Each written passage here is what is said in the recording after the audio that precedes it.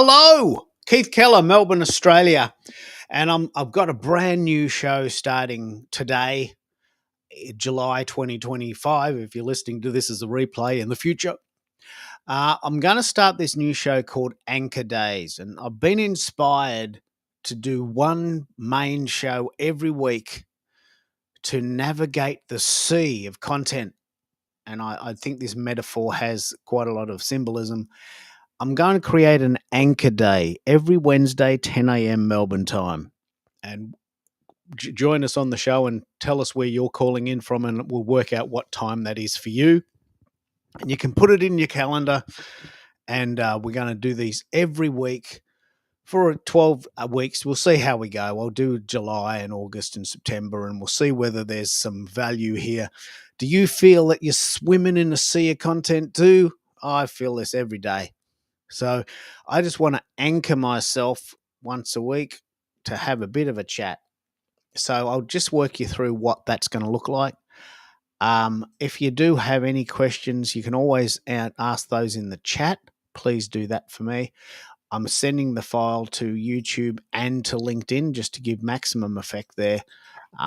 Where are you calling in from? Where are you listening in from today? We'll come back, keep coming back to that. And if you do want to connect with me on LinkedIn, there's my details there, Keith Keller AU. So the big fun story today on Anchor Day and Anchor Days, because I'll have them every week now, is that I really want to get to 100 comments per show. Now, I might not achieve that in the first week or two, but this is the goal. And it's good to put the goal out there and for you to help me with it.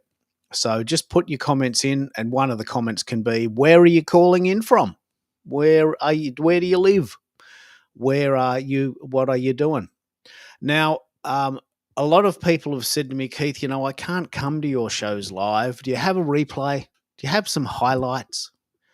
And so I have created some highlights now about this, and I've done this on SoundCloud.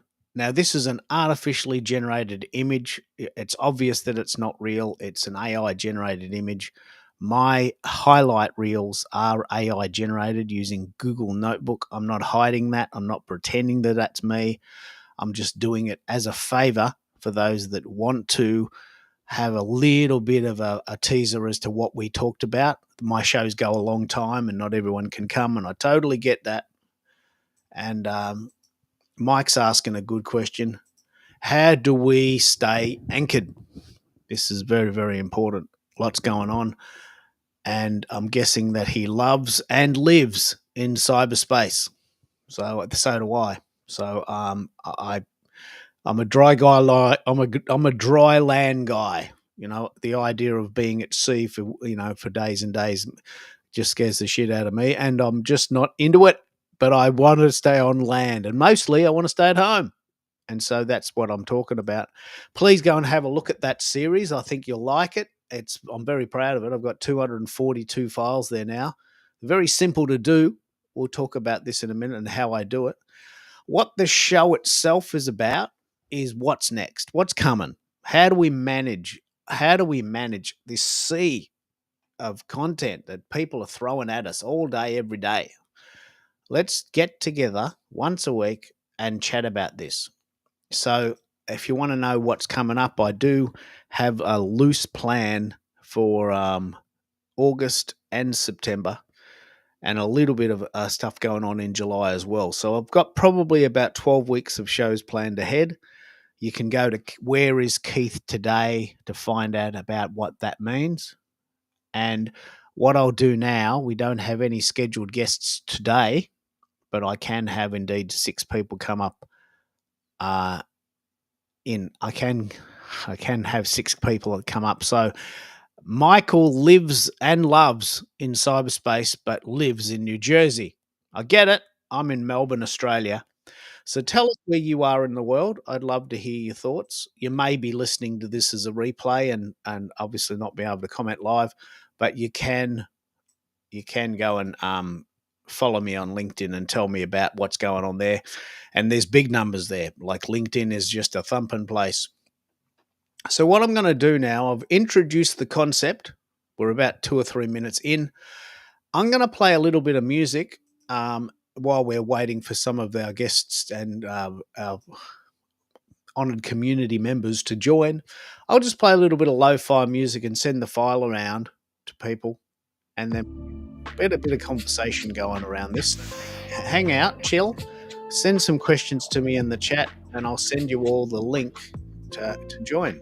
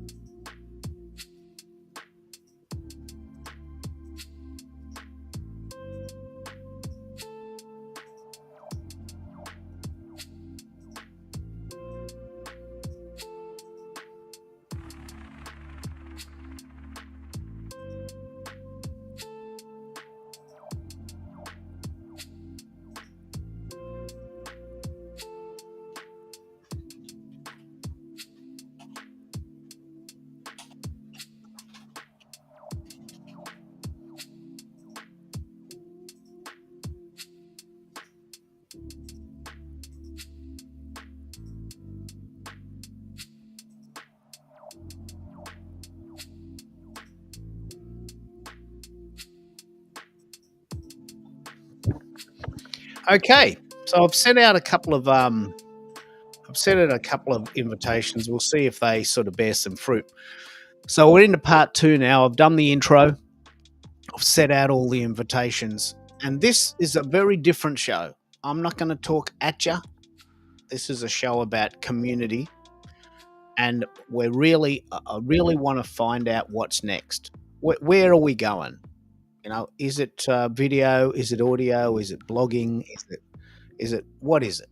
I really want to know. And so we're gonna bring in some members of the community to talk about this. We got quite a good community here on SoundCloud and here on Restream. What do you think's next, Michael? What are you working on? Tell us what you're doing, and I'd love to hear your thoughts and how we can help you.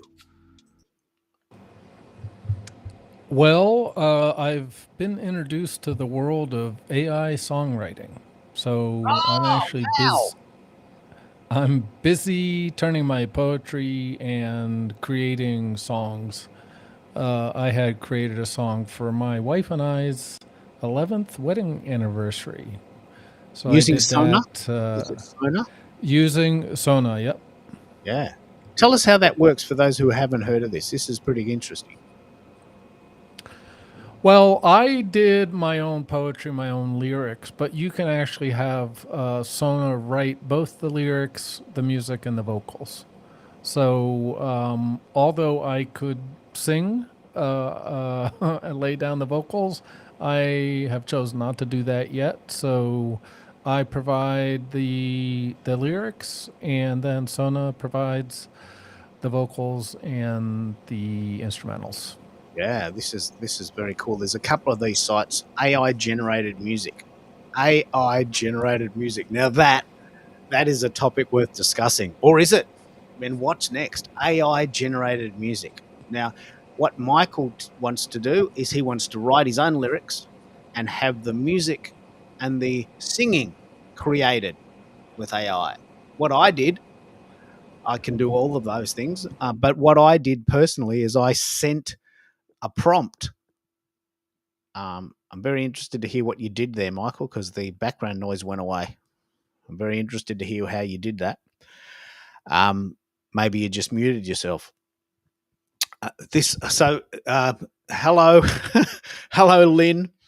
This is a very, very important show. I'm going to be calling this the Anchor Day show. I want to get together once a week and just talk about the trends. You know, there's so much going on in the world. We're freaked out by it, and I'm freaked out by it. So I just want to talk once a week with my buddies. So what we're talking about today is we're talking about AI generated songs. Now this is a very cool idea. I know it's gonna kick a lot of people in the ass, and a lot of people are against it. But you've got three choices. You can actually create your own lyrics and then send those to these various sites, and they'll create the singing. And so I would like this song sung in the style of Celine Dion, but I want a really kick-ass solo, and I want a really nice snare sound. And can we have the harmonies done by Dave Grohl? I'm joking to make a point. You can't go that granular, but you can say, you know what? I can't sing like Dave Grohl from the Foo Fighters, and I can't sing like Sion Dion, but I can write words. And I reckon we just have a bit of fun with it. Tell us about the process of writing a song with lyrics, and then adding the music by AI. This is very cool. Well, like I said, I start with usually an idea, and then I go. I originally had done just from my old poems, so then I had to convert the poems to song lyrics. Some of my poetry does not rhyme. I kind of prefer it not to rhyme, but songs, they kind of want at least some of that. I've done both. I've done both styles. I've done some songs that are right from my poetry, and then some where I've converted my poetry into lyrics. And then I add those into Suno. Um, and then what I do, I actually, believe it or not, I go to one or the other AI to get a beginning prompt for the style. Or I'll ask, based on these lyrics that I just wrote, what do you think an appropriate style is? Lately, I've been really experimenting with all sorts of genres and all sorts of styles. Suno has a ton of them, literally, and so it becomes it becomes an exercise in experimentation, basically. Let me pick up on this. Let me pick up on this and why it's so important for all the people in the audience going, oh man, no, the world is ending. The world is ending. Now we even have AI music. No, come on, what's left? But I can tell you, I was a muso in the 80s. I got pictures. I played a Rickenbacker, which is the same bass that Geddy Lee plays from Rush, my favourite band of all time. And he's possibly the best musician of all time, although a lot of people wouldn't have heard of him. And so I was a dude. Like, I was a dude. Had the look. Wasn't very good at it, but I had the look. And I would join bands and we'd go, look, I wrote some songs, and here's the guitarist has got a bit of thing going there, and here's the drummer, and we've got a bass player and a keyboard player, and we've got a backing singer, and we did a demo. And it cost us hundreds of dollars, and we're doing a gig next week. And we're so excited. It took so much time. And then the drummer says, oh, mate, I'm getting married. We're having a kid, and I think I might drop out. What? Come on, we've been busting our guts for 6 months. We got a demo. We got a gig in the city. People are coming. And they go, yeah, well, mate, shit, life gets in the way. So then we had to find another drummer. Now, AI says, mate, don't worry about that. Just use drums. I've got a drum machine. Just push go. Right? Oh, wow. Okay. So now we've got this kick-ass, quite pardon the pun, kick-ass kick drum sound. Comes in a box. You know, drum machines don't get married. Drum machines don't have kids, right? That in itself is an interesting discussion. So we started using tech. But this was ages ago when hardly any. I was the keyboard player at that time, so I had hardly any. Yeah, I can hear the echo too. I reckon that must be you, Mike. because I can hear an echo there, and the echo was there yesterday. We'll pick up on this in a minute. Um, so, and it's quite noisy where you are. So we'll pick up on what that little bit of stuff is. Yell out if you can hear a bit of echo on the show.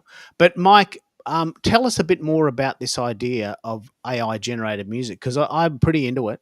I know exactly how to do it, and I know it's causing a lot of friction. But as a person who was in a band and was completely at the whim of five other guys, I can tell you for sure I would be the first person to put my hand up to make music with AI.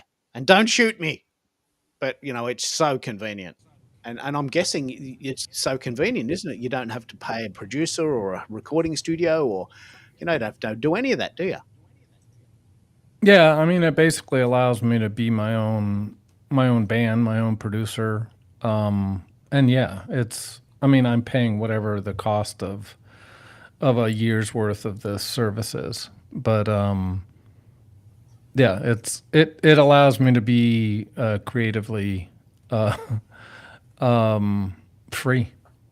Yeah. Well, a lot of people wouldn't know this, but this gear that we talk about is very, very, very, very expensive. So if you were going to record your own song, it would cost you $1,000 a day to hire the room. And it takes many, many days, depending on how good you are, to record these songs. So an album might take, a month. A band that we love might take a month to record. Some people can knock them out really quick.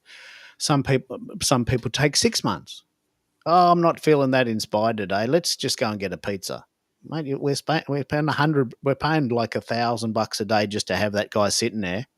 Yeah, but I'm not into it. I'm just not into it. Let's just go to the pub. I know this exactly happens because I've been there. You just can't wake up in the morning at 10 past 9 and go, guess what? We got the studio. Let's write a song. Yeah, but I'm not into it. I had a late night and not feeling that well. Let's just go to the pub. All right, maybe we'll thrash out some songs in the pub.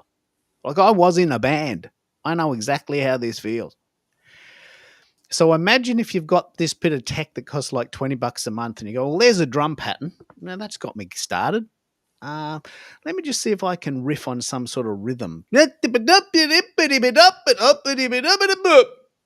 Okay, well, that's a rhythm. Okay, let's see if we can get some songs that'll fit that. Oh, I'm going to the pub and I'm having a pizza and I'm hanging out with my mates. Okay, well then now we got a bit of a theme going here. This is how people write songs, right? These are the songs that we hear on the radio. This is how they start. I know this because I've been doing it. I'm not that good though. You haven't heard any of my songs. So for $20 a month or whatever it is, you can have these songs out.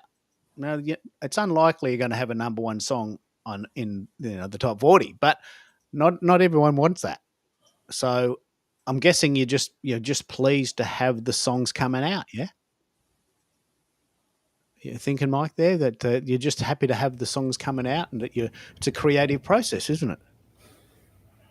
Yeah, I mean, I wouldn't be doing this otherwise. Very very likely. So Did you ever want to be in a band? Did you ever have long hair and play guitar in your 20s when you were sort of young and spruced up and hotted up cars driving down the street?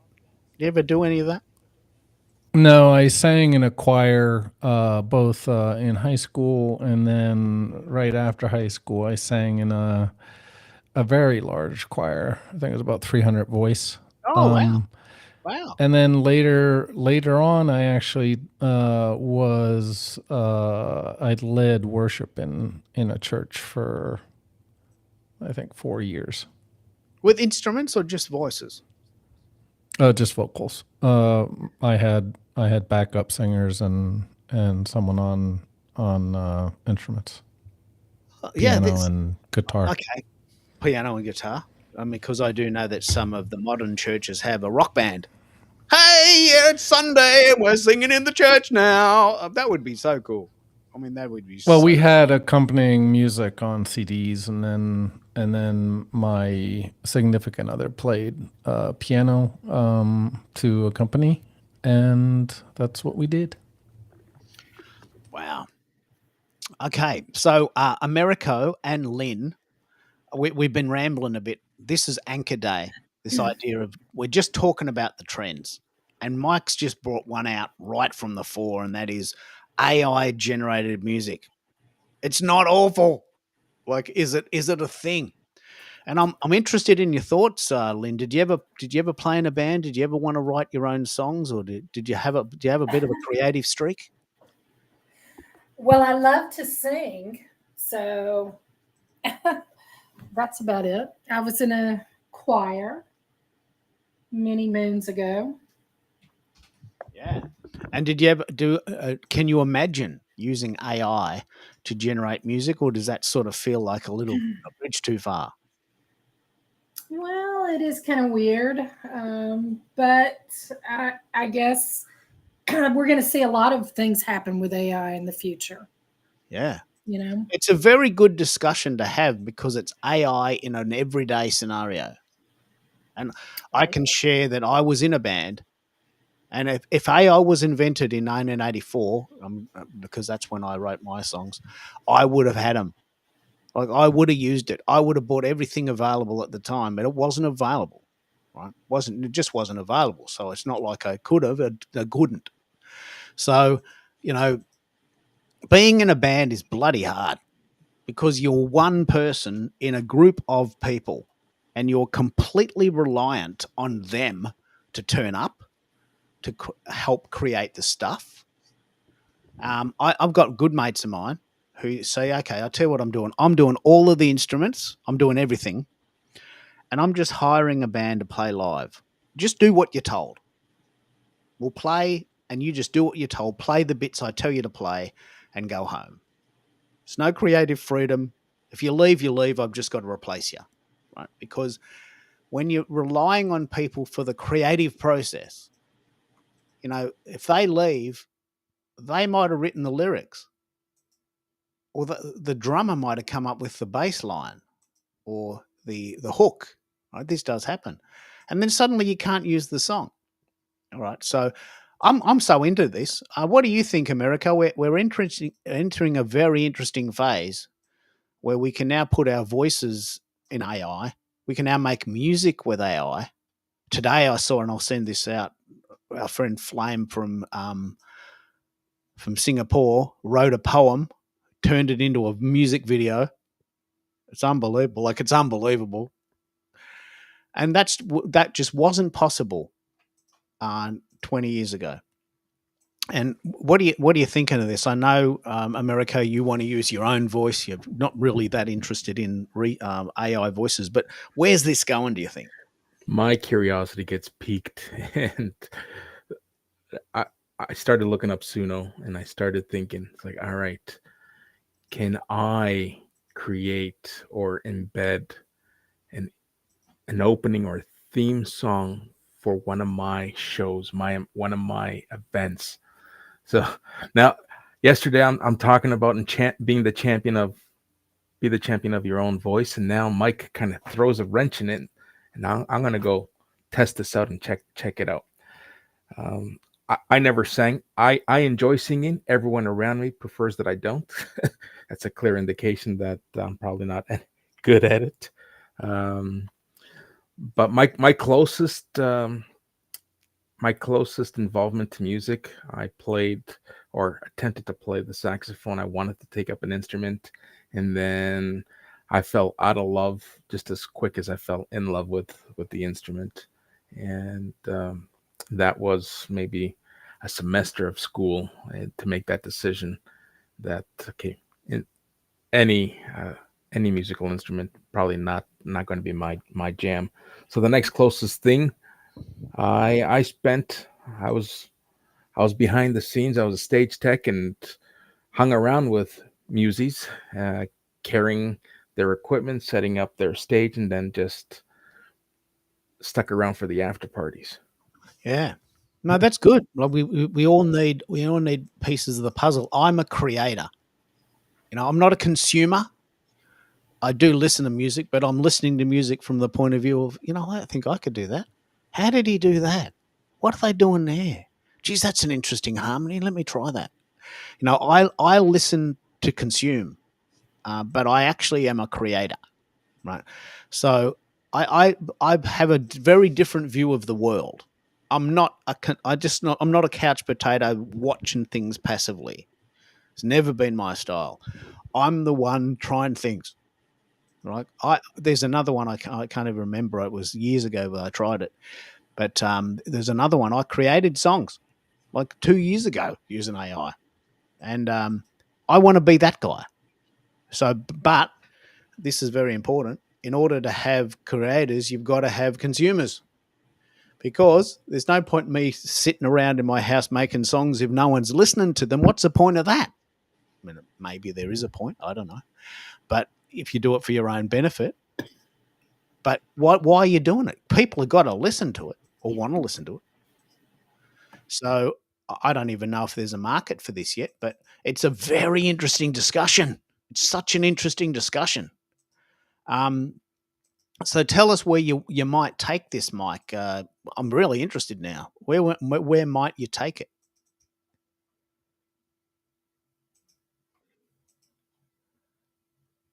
Oh, we lost Mike. We lost him. Okay. Yeah. Okay. Mike's rebooting. He's having trouble. So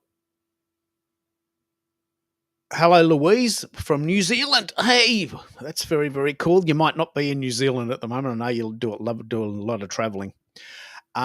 So let's start with the idea of AI voices, right? Now, I love this site. I am addicted to this site. It's a site called Google Notebook. Now, let me ask you if you've ever heard of it or if you've ever used it. It is the coolest thing I think I've ever seen.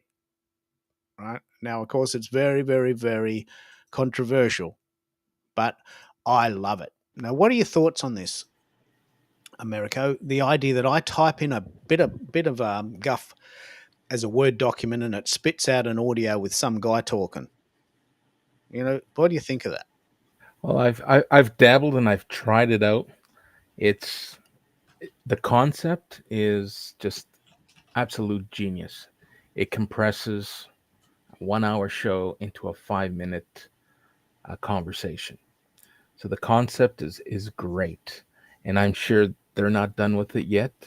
Once we're able to insert or blend our natural voices to it and make it sound like it's our voice, I'll probably revisit it.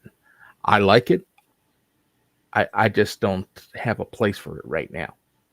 But I look at your library and I bow down to you. This is absolute brilliance, because you now have compressed wonderful conversations into a consumable size for those who consume in bite-sized pieces. Yeah, I'll give you. Let's have this discussion. This is actually very important. I hate editing. I hate it. I just will do anything else than editing. I'd rather mow the lawn. I'd rather sleep in. I'd rather wash dishes than edit videos. I just hate it. So my shows go a long time, and we talk about so much great stuff. And I thought, you know what? I just can't be bothered editing. I'm just lazy, right? I'm just going to say it. So this is an amazing idea. What I do, and I'll explain my process because I'm very open about it. I use Pi and sometimes Perplexity, and I'll say, Perplexity, what's the difference between an XLR mic and a USB mic? Why would you use them? Right? Because that's a question people ask me, and I've got an answer to that. And then it would create this really lovely Word document, maybe 500 words. Well, this is what you'd use an XLR microphone for, and they're very good and they sound very professional. And this is what you'd use a USB microphone for, and it's very good and it sounds very professional, but they're a little bit cheaper, and you can buy them at Walmart and Office Mart and Staples and Office Works and Big W. And then I would feed that into Google Notebook, and it creates an audio summary Like I want you to go to this site just to hear them. And then the audio summary is a guy and a girl speaking like they're doing the breakfast show. Hey, I just came up with this document from this guy from Melbourne, Keith Keller. What a dude. He sent me this document about what's an XLR mic. Like he's got that real deep resonant voice, like Wolfman Jack. And look, he's pretty clever. And we got this bit of a document going. And he's got these shows every week. And if you want to go to his show, here's the link and just go to that. But they go a long time. So here's a little bit of the skinny on what he talks about. He's a bit of a guy. And here he is. And I've got all these like 5-minute snippets. And that for me is so much quicker than finding the file and editing it and dumbing it. It's just boring. So I'm doing it out of pure laziness. And I love it. I love it. Now we've got M2 there. I'm guessing that's mic 2. And Tracy. So Tracy, tell me your take on AI, and are you using it? I'd love to hear your thoughts. Hello everyone. I use AI for proofreading. I used to work with a proofreader, but I feel AI does a perfect job proofread my writings, because it's super technical and a lot of my things are very technical and it doesn't have to be very creative. So for the right format, for accuracy, is 100%. Got a couple of comments here. One is someone's practicing piano in the background there. That's pretty funky. Is that Dvorak? Is it? It's from me. It's from me. We have someone practicing piano in the next room. Yeah, Debussy maybe. Let me put Shazam on and we'll work out. That's good. She's good. She's good. Might be your son, your daughter, but that's good. Don't stop. It's a young man. Yes.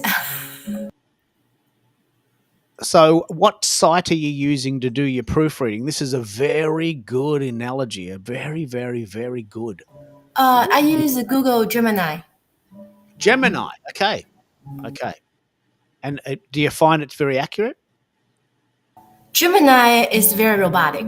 It does not offer a lot of fancy features. Right now, at the moment, it doesn't process images as well as ChatGPT.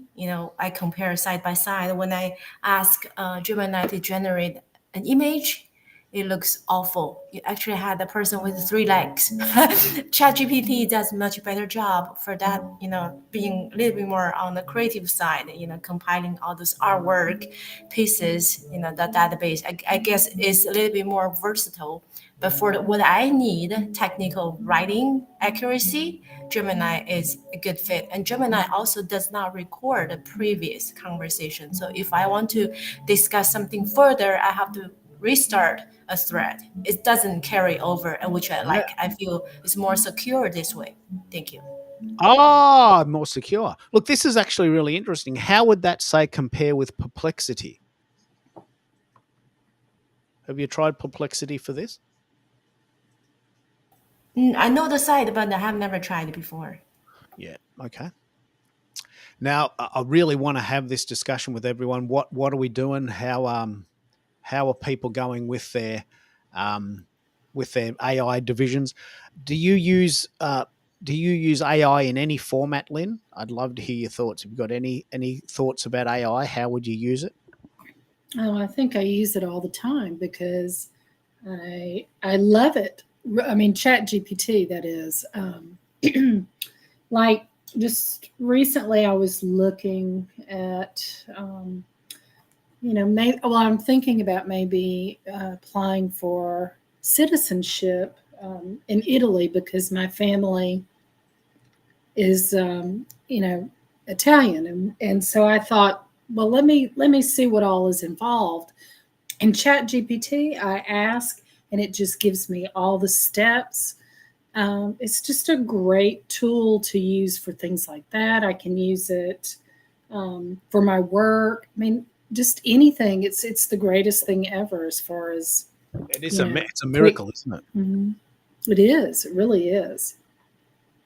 And with Italy, I've got friends of mine who want to become citizens of Italy.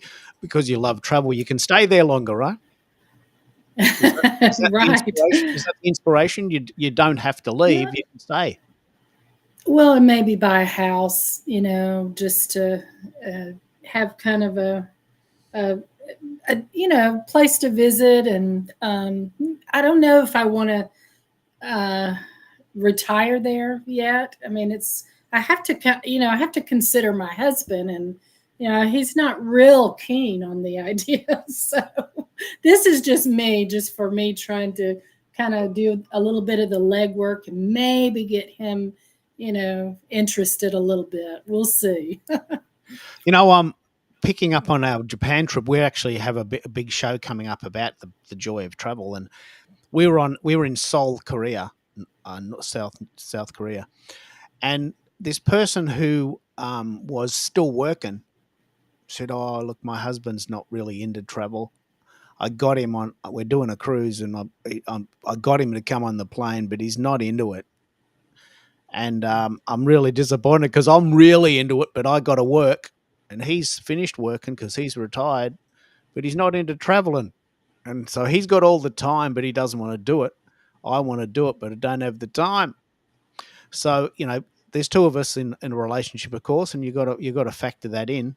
Not everyone loves travel as much as we do, and not everyone can see the point. And it's very interesting because we all come from a different position there, don't we?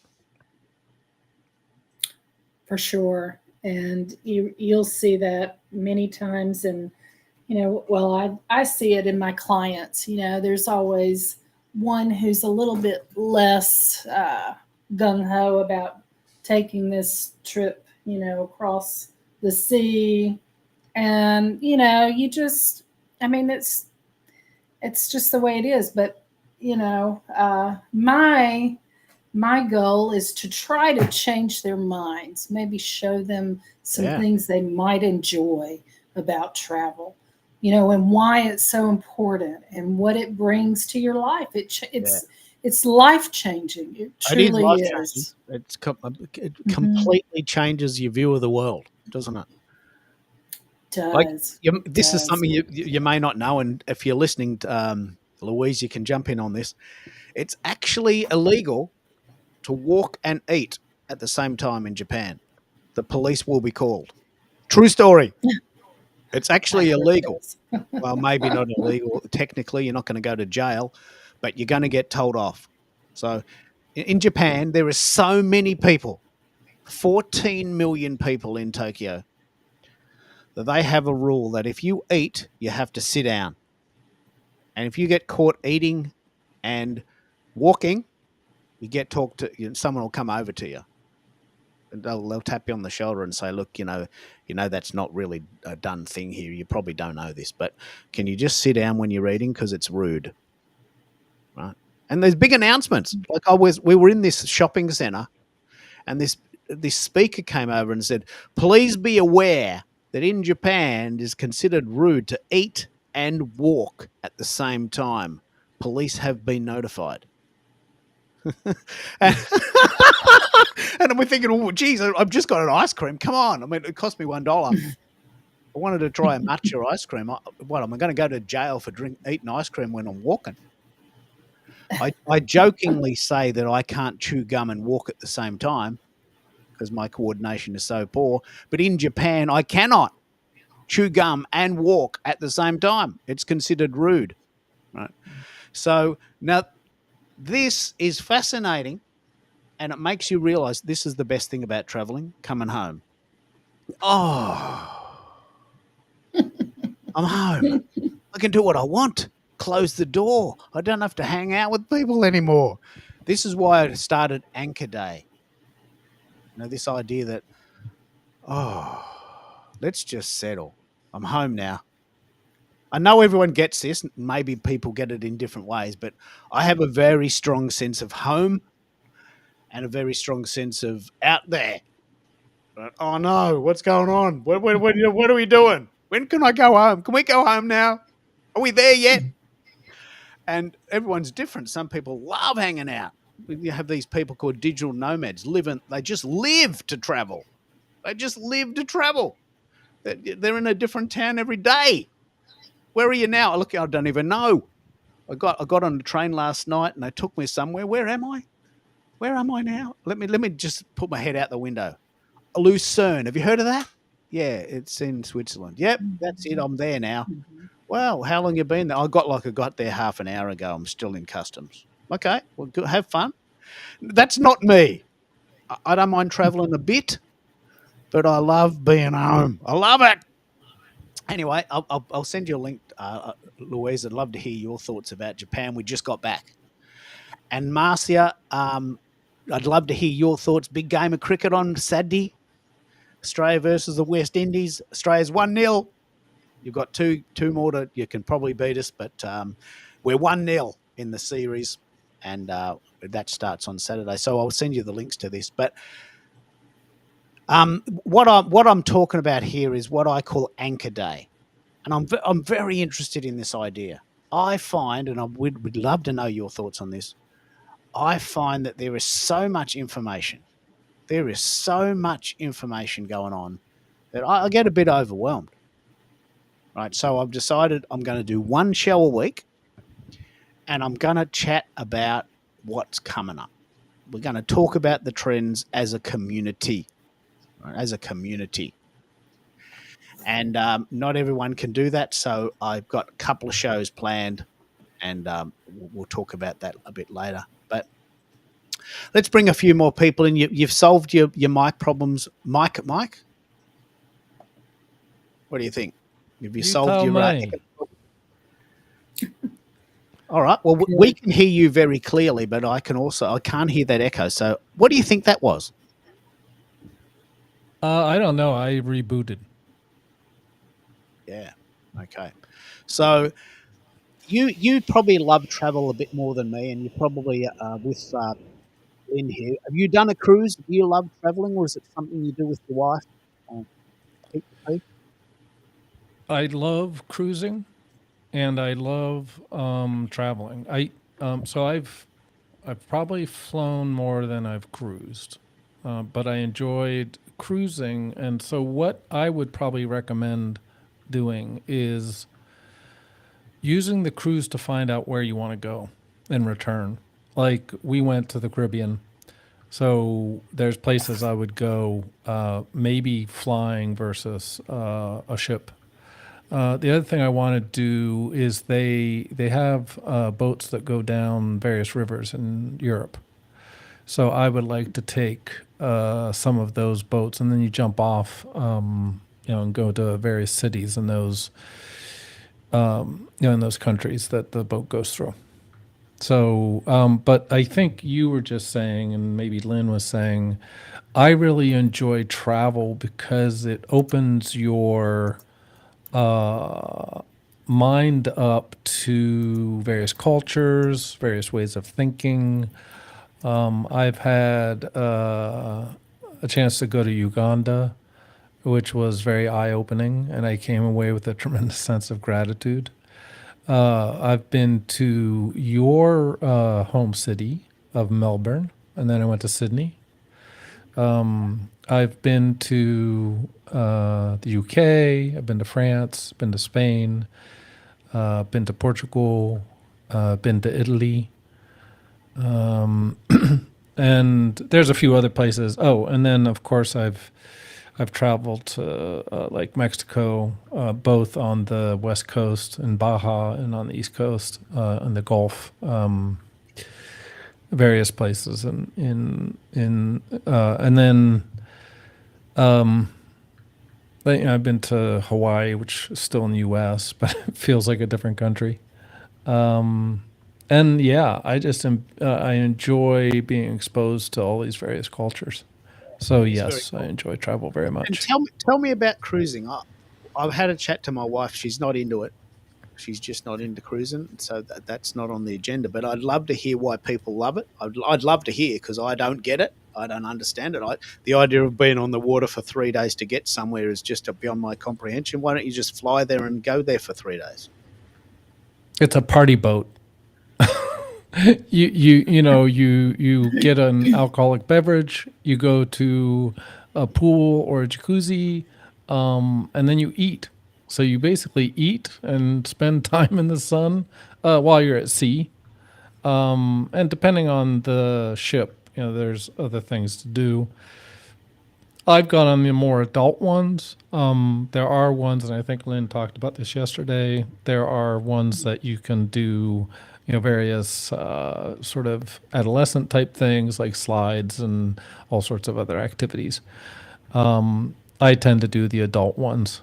So there was a casino. You can go to shows. There's comedy shows. There's musical shows, and so on. So from an entertainment perspective, and then your point. When you go to these various stops, you have what they call the excursions. And usually you pay a little bit for each one of those. And again, you get to experience the culture of that stop. So we went to, let's see, the Bahamas, the Virgin Islands, Puerto Rico.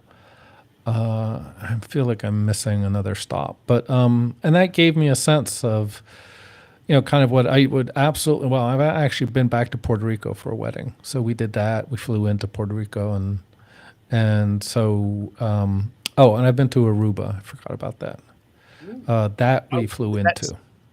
Is that the one off Portugal, Aruba, or are they Caribbean islands? No, that's off of South America. Venezuela. It's close to Venezuela. Okay. They call them the ABC Islands. This is very, very important. This is because holidays, vacations are different for different people. My wife loves adventures.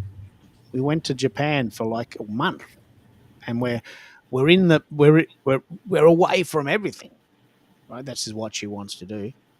And we're in the mountains having an onsen, a sort of a hot volcanic bath at 10 at night, and then we wake up and we're there, and we stay for 3 days. This is the style of holiday that she prefers. And then we went to Kyoto for 3 days by train. We like trains. So it's quite fascinating. It's quite fascinating that we have different modes of travel.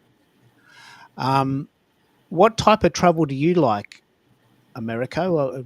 Have you done some cruises? Are you open to the idea? I know they're very popular.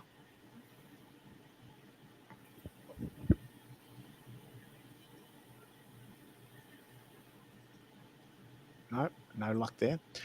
One question I do want to ask, Lynn, and I'm really interested in your thoughts here. We can do this privately. It's buried in the 46 minutes, so no one's going to hear this. But yesterday, we've been tracking this pretty hard because we are also like the other side. Cannes banned cruise ships yesterday. I don't know if you've heard this story.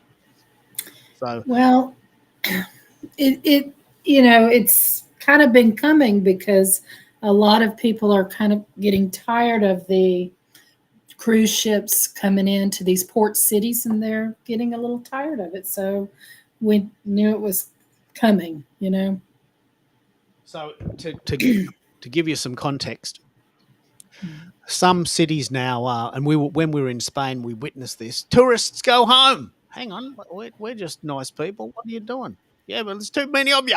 There's just too bloody many people coming. So there was all these tourists go home signs. True story. And in the big cities like Dubrovnik and Venice, there's movements of people saying, look, we just don't want too many tourists anymore. We can't live, can't get to work. There's peak hours all day.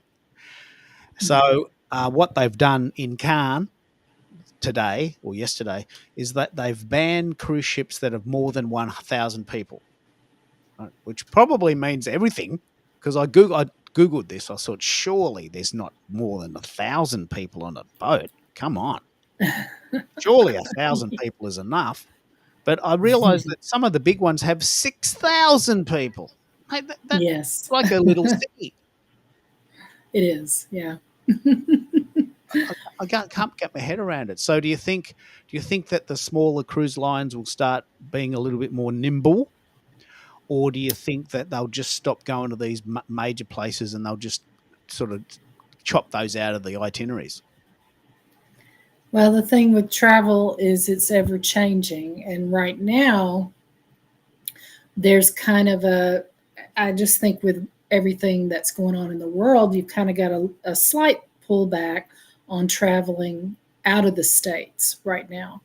So there's more in the US travel Or that's American? more on, Yeah, yeah, yeah. yeah. So And so we're seeing a lot more of that right now. I've had some clients change their plans um, to go overseas because they're just not feeling good about doing that, so they want to stay here.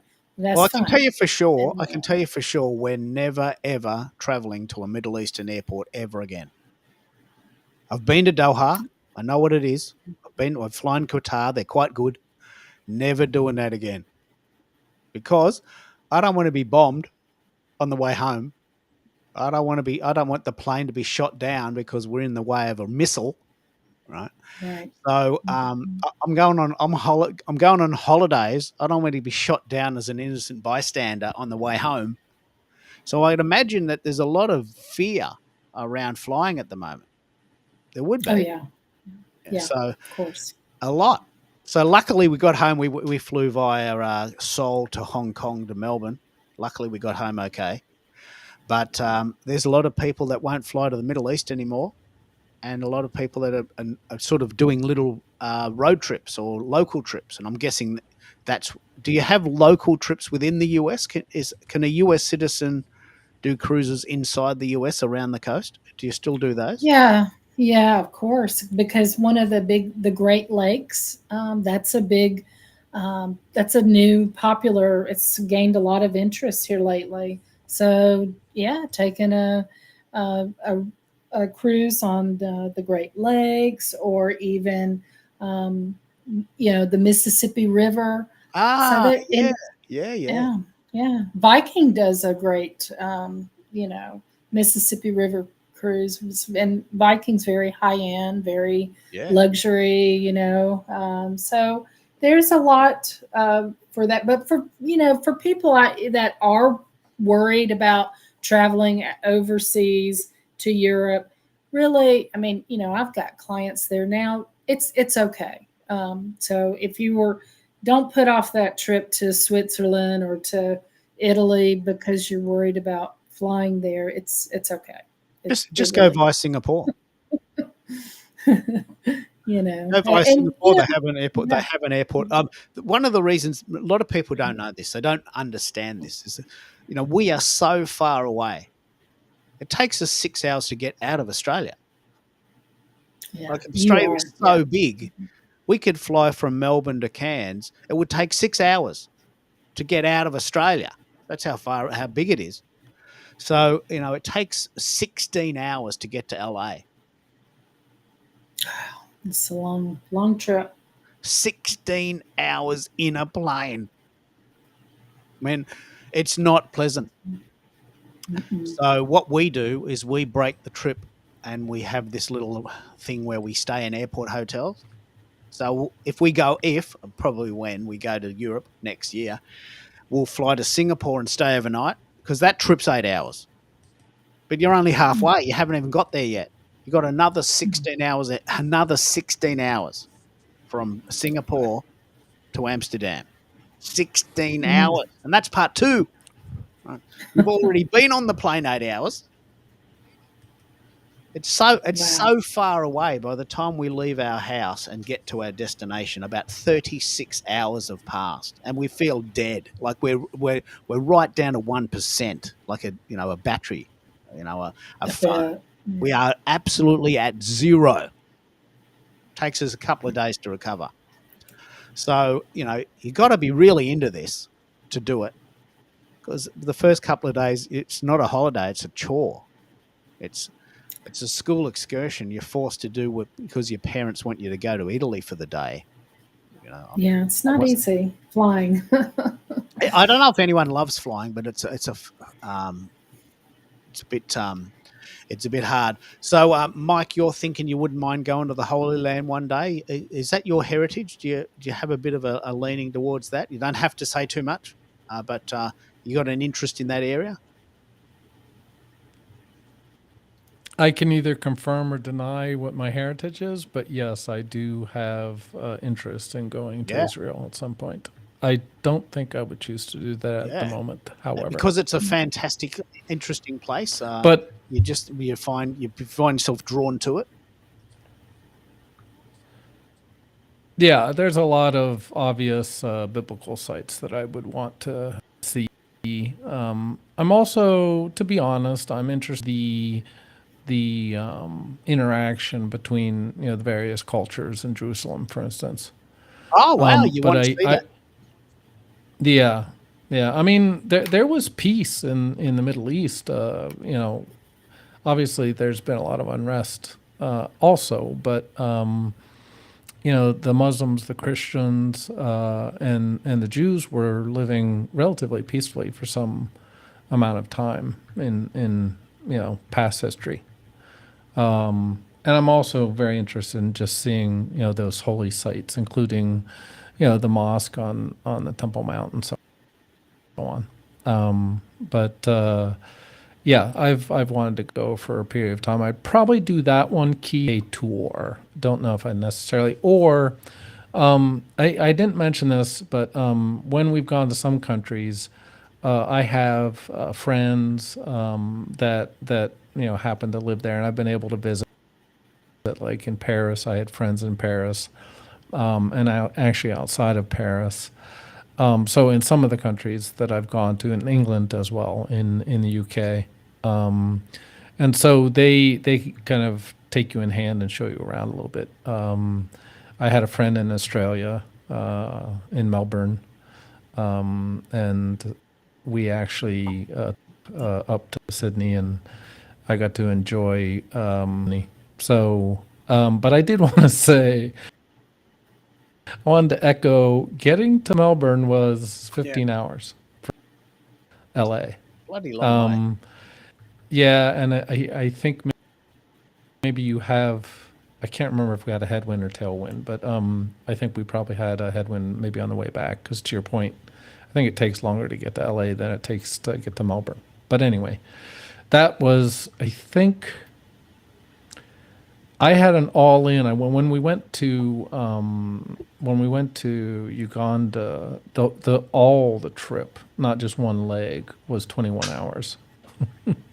So, and we pretty much kind of went from one plane to another. And then it took us 2 days to get to the village that we were in. So, but I would highly recommend going to the bush, and we were in the bush. We were very close to the Nile, near the Sudan, and it was there was zero light pollution, and we actually chased a herd of elephants in the villagers' cassava patch. We'll have stories to tell. Hopefully you survive. But in Italy, to Rome, from Rome to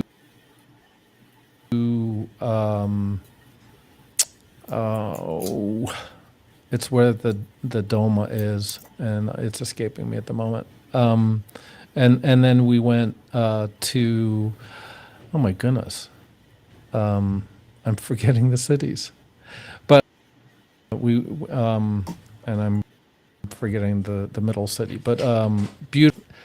I'm not a huge train person, but they have very clean, very efficient trains in Europe for the most part. So I enjoyed doing that, but of course I enjoyed staying in those cities. Each of the cities, I think we stayed 2 days, including Rome. No worries. This is such a fascinating thing, because the idea of Anchor Day for me is not only this sort of nautical metaphor. This idea that I really want to pull apart the trends, and I want this format to be this hub, this retreat, this sort of refuge where you can come and talk about things, right? So I was, before I went to Japan, I was doing 3 shows a week, and it was burning me out, and I was just on automatic. But now I'm doing 1 show a week on a Wednesday my time, and I want it to be this place where we can talk about the trends. And it also means that for 6 days of the week I can actually research the trends rather than just always be on the hop. So one of the things I'd love you to do if you're listening in is I've decided that I'd love to have 100 comments on the show just for fun. It's got to have it set a goal. And the more comments we get, the more that LinkedIn thinks our shows are worth listening to, and they promote them. So that's pretty cool.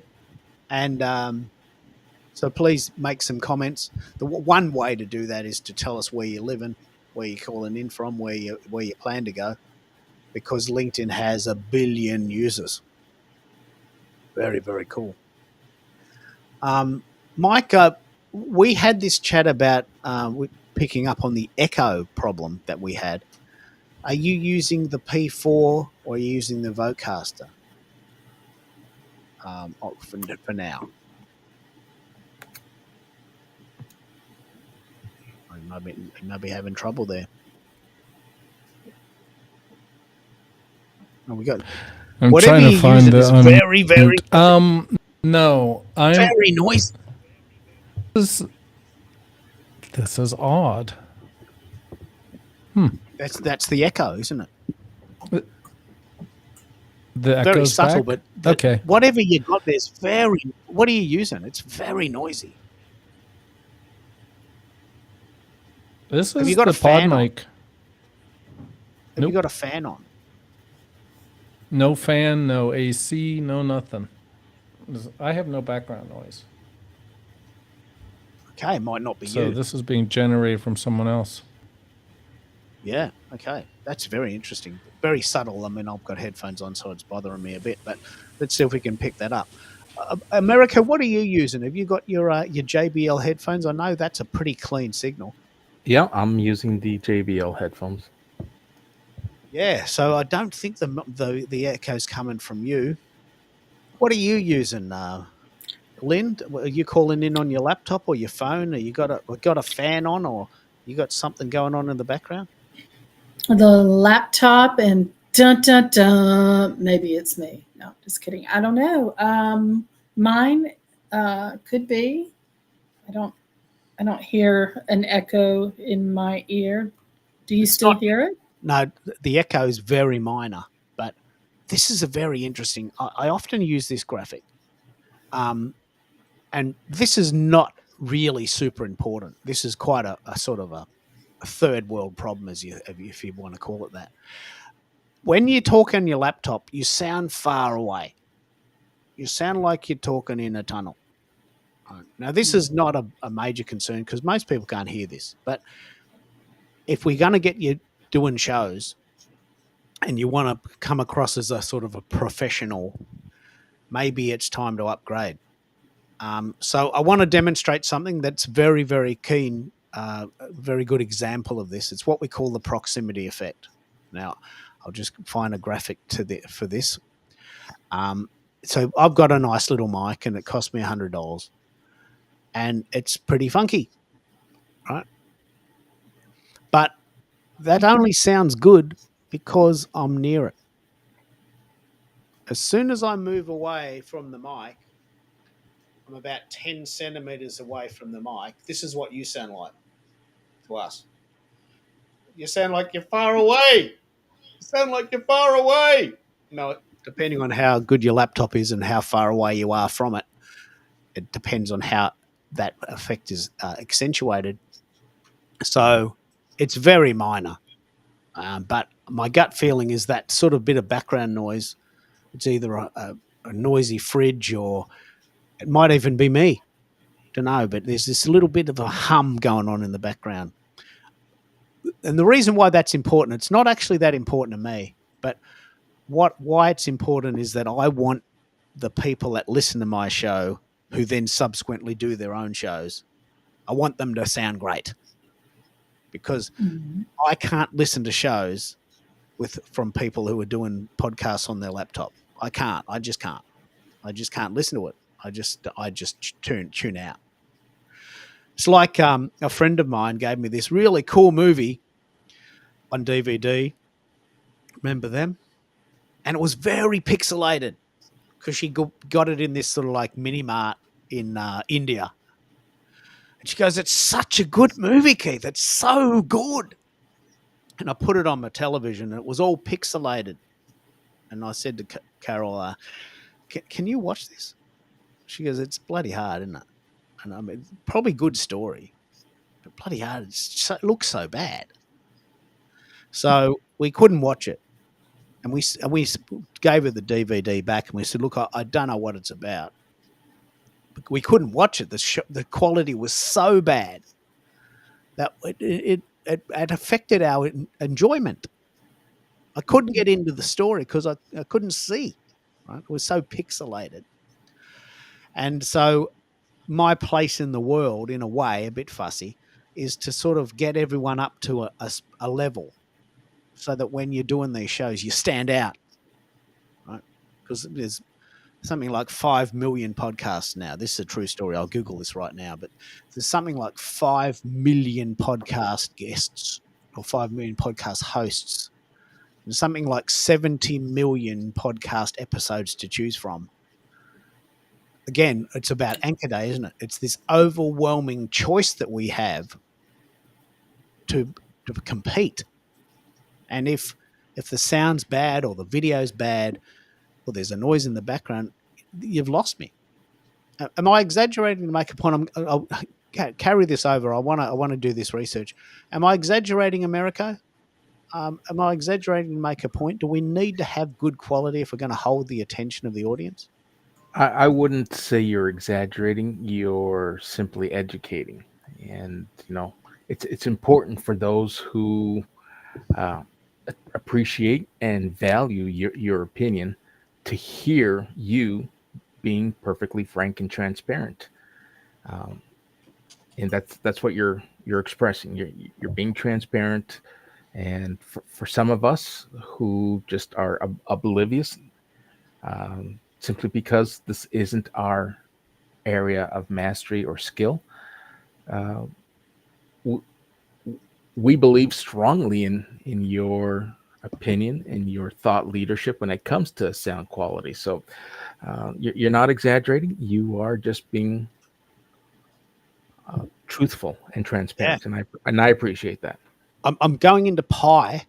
We can cross-reference this with Perplexity, Google or ChatGPT.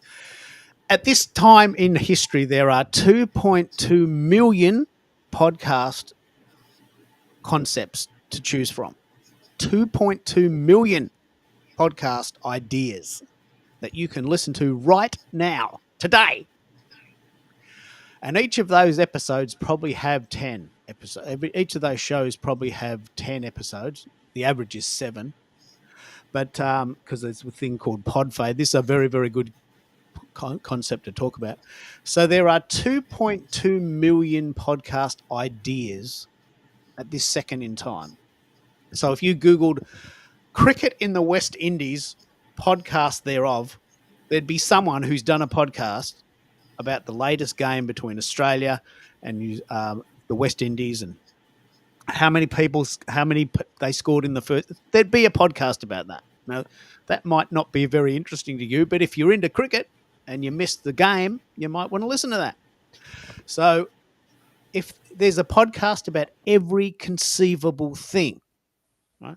And there's probably 10 in your. Now, what happened there? That cleaned up. What happened? Did someone do something? That the noise went away. Was that you, Mike? Did you mute yourself? That's negatory. I hit mute to test it out, so it must be mine. So I'm going to do it again. Let's just test it out. So I'm going to mute it. It went away straight away. So it's me. I'm the guilty one. Yeah, but now we can work out what's going on. Is it the fridge? Is it the have you got air conditioning on? Is the fan noisy in your computer? It's the Um, fan. It's the fan. the fan Yeah. on the computer or the air conditioning? Ceiling fan. There it is. Mm-hmm. So you've worked it out. Not only did we work out what it was, we worked out what's causing it. Now, in a way, this is actually quite a good discussion to have. In a way, a ceiling fan going on a podcast about travel would actually be quite a funky effect. Hey, I'm hanging out. You know what? You don't know this, but I'm actually having a gin and tonic at on the Bahamas. I'm sitting by the pool, and I'm just hanging out in the bungalow in the Maldives, and fans going, and it's 75 degrees today. I think that's about right.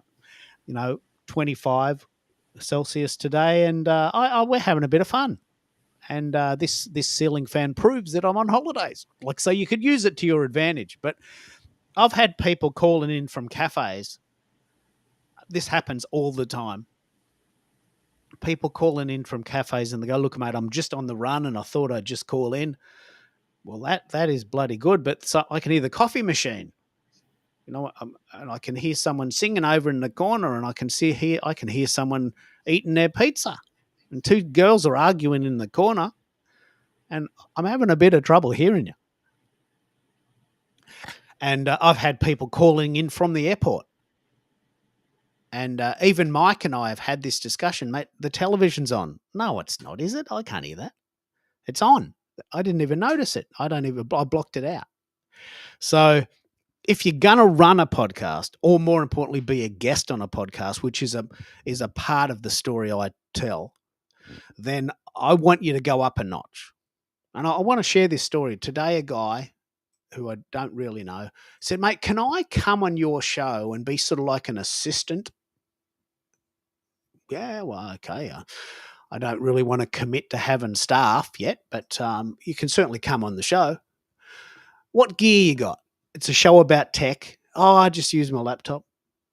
Oh, it works for me. Yep. Okay. Well, why don't you come on the show and I can hear what you sound like? And if you are okay, then you can come on the show and be a guest.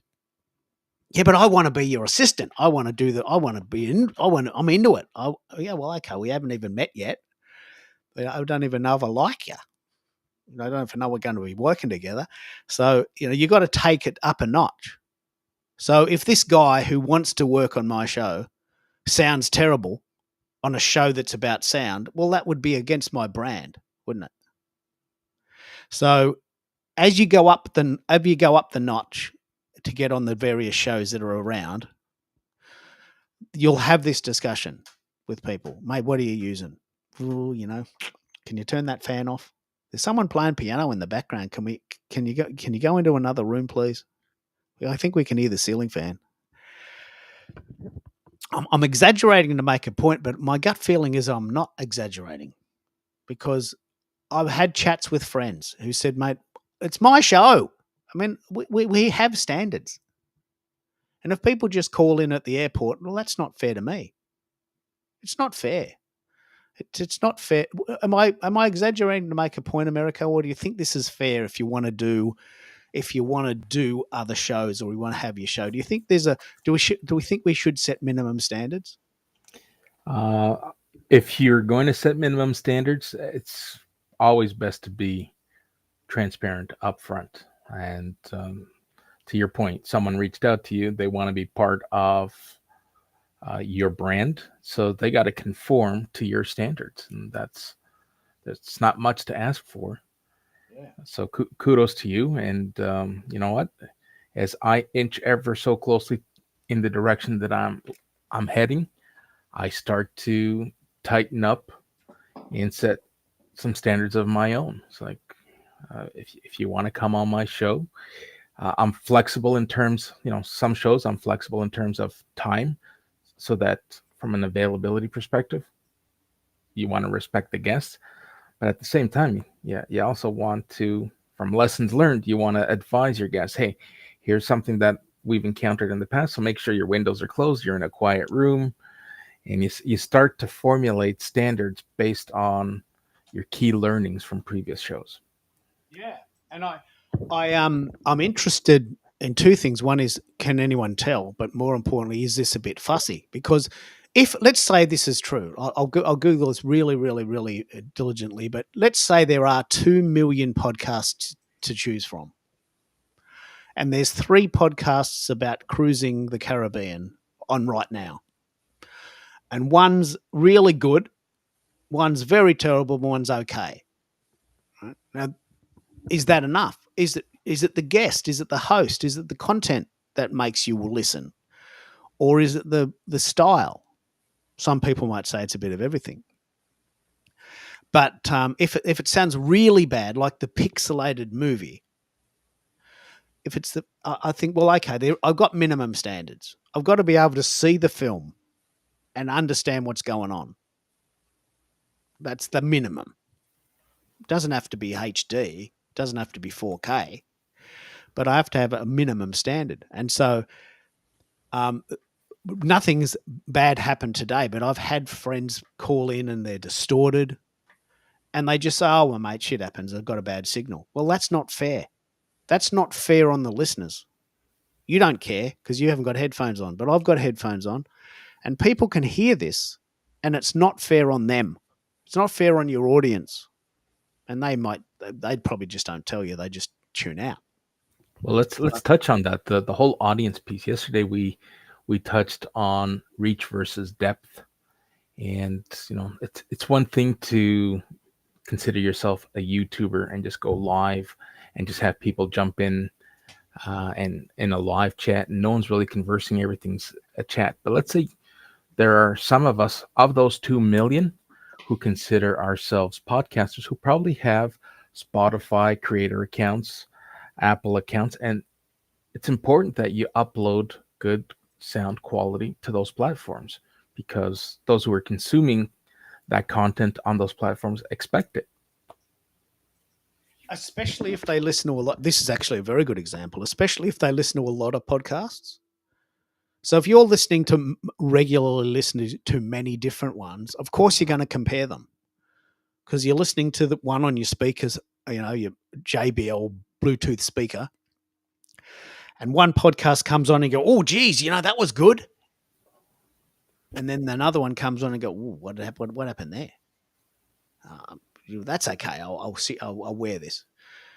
A very, very good example of this is a very good example. A slight reference to music, but it's very relevant. AC/DC. This is a very amazing story. AC/DC made music history this week by selling 320,000 tickets in one day. Broke every record ever set in Australia for music concerts. So AC/DC has been around since 1976, right? The band, there's only one original member left. So we bought tickets and we're listening to AC/DC's greatest hits on Saturday, right? And all their modern hits, from the new singer, they all sound great. And then all their hits from like before 2000 sound shit. And we can tell. We're going, oh, geez, that spoiled it. Those songs were recorded so long ago, we could tell because we were listening to them in a row. And we thought, okay, well, it's an old song and they probably do a better version now. But you could tell because you're listening in context. And I would imagine if you're listening in context as a listener, as a consumer of content, and you listen to a lot of different podcasts, you would be able to tell the difference. And I want to be someone who advocates for better quality, not just ease of use, not just convenience. And doesn't cost a lot of money. Some of it's just technique. And I'm a little bit fussy, but yesterday we had like this amazing discussion. That's an interesting question. Pick up on that, Mike. What are you thinking there?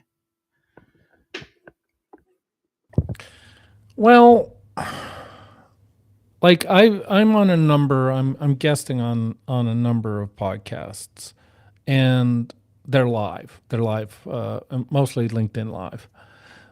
And I'm noticing, first of all, you've gotten me noticing sound related issues, and I happen to have these very expensive headset uh, uh, on so that I can literally hear what you were talking about when Lynn's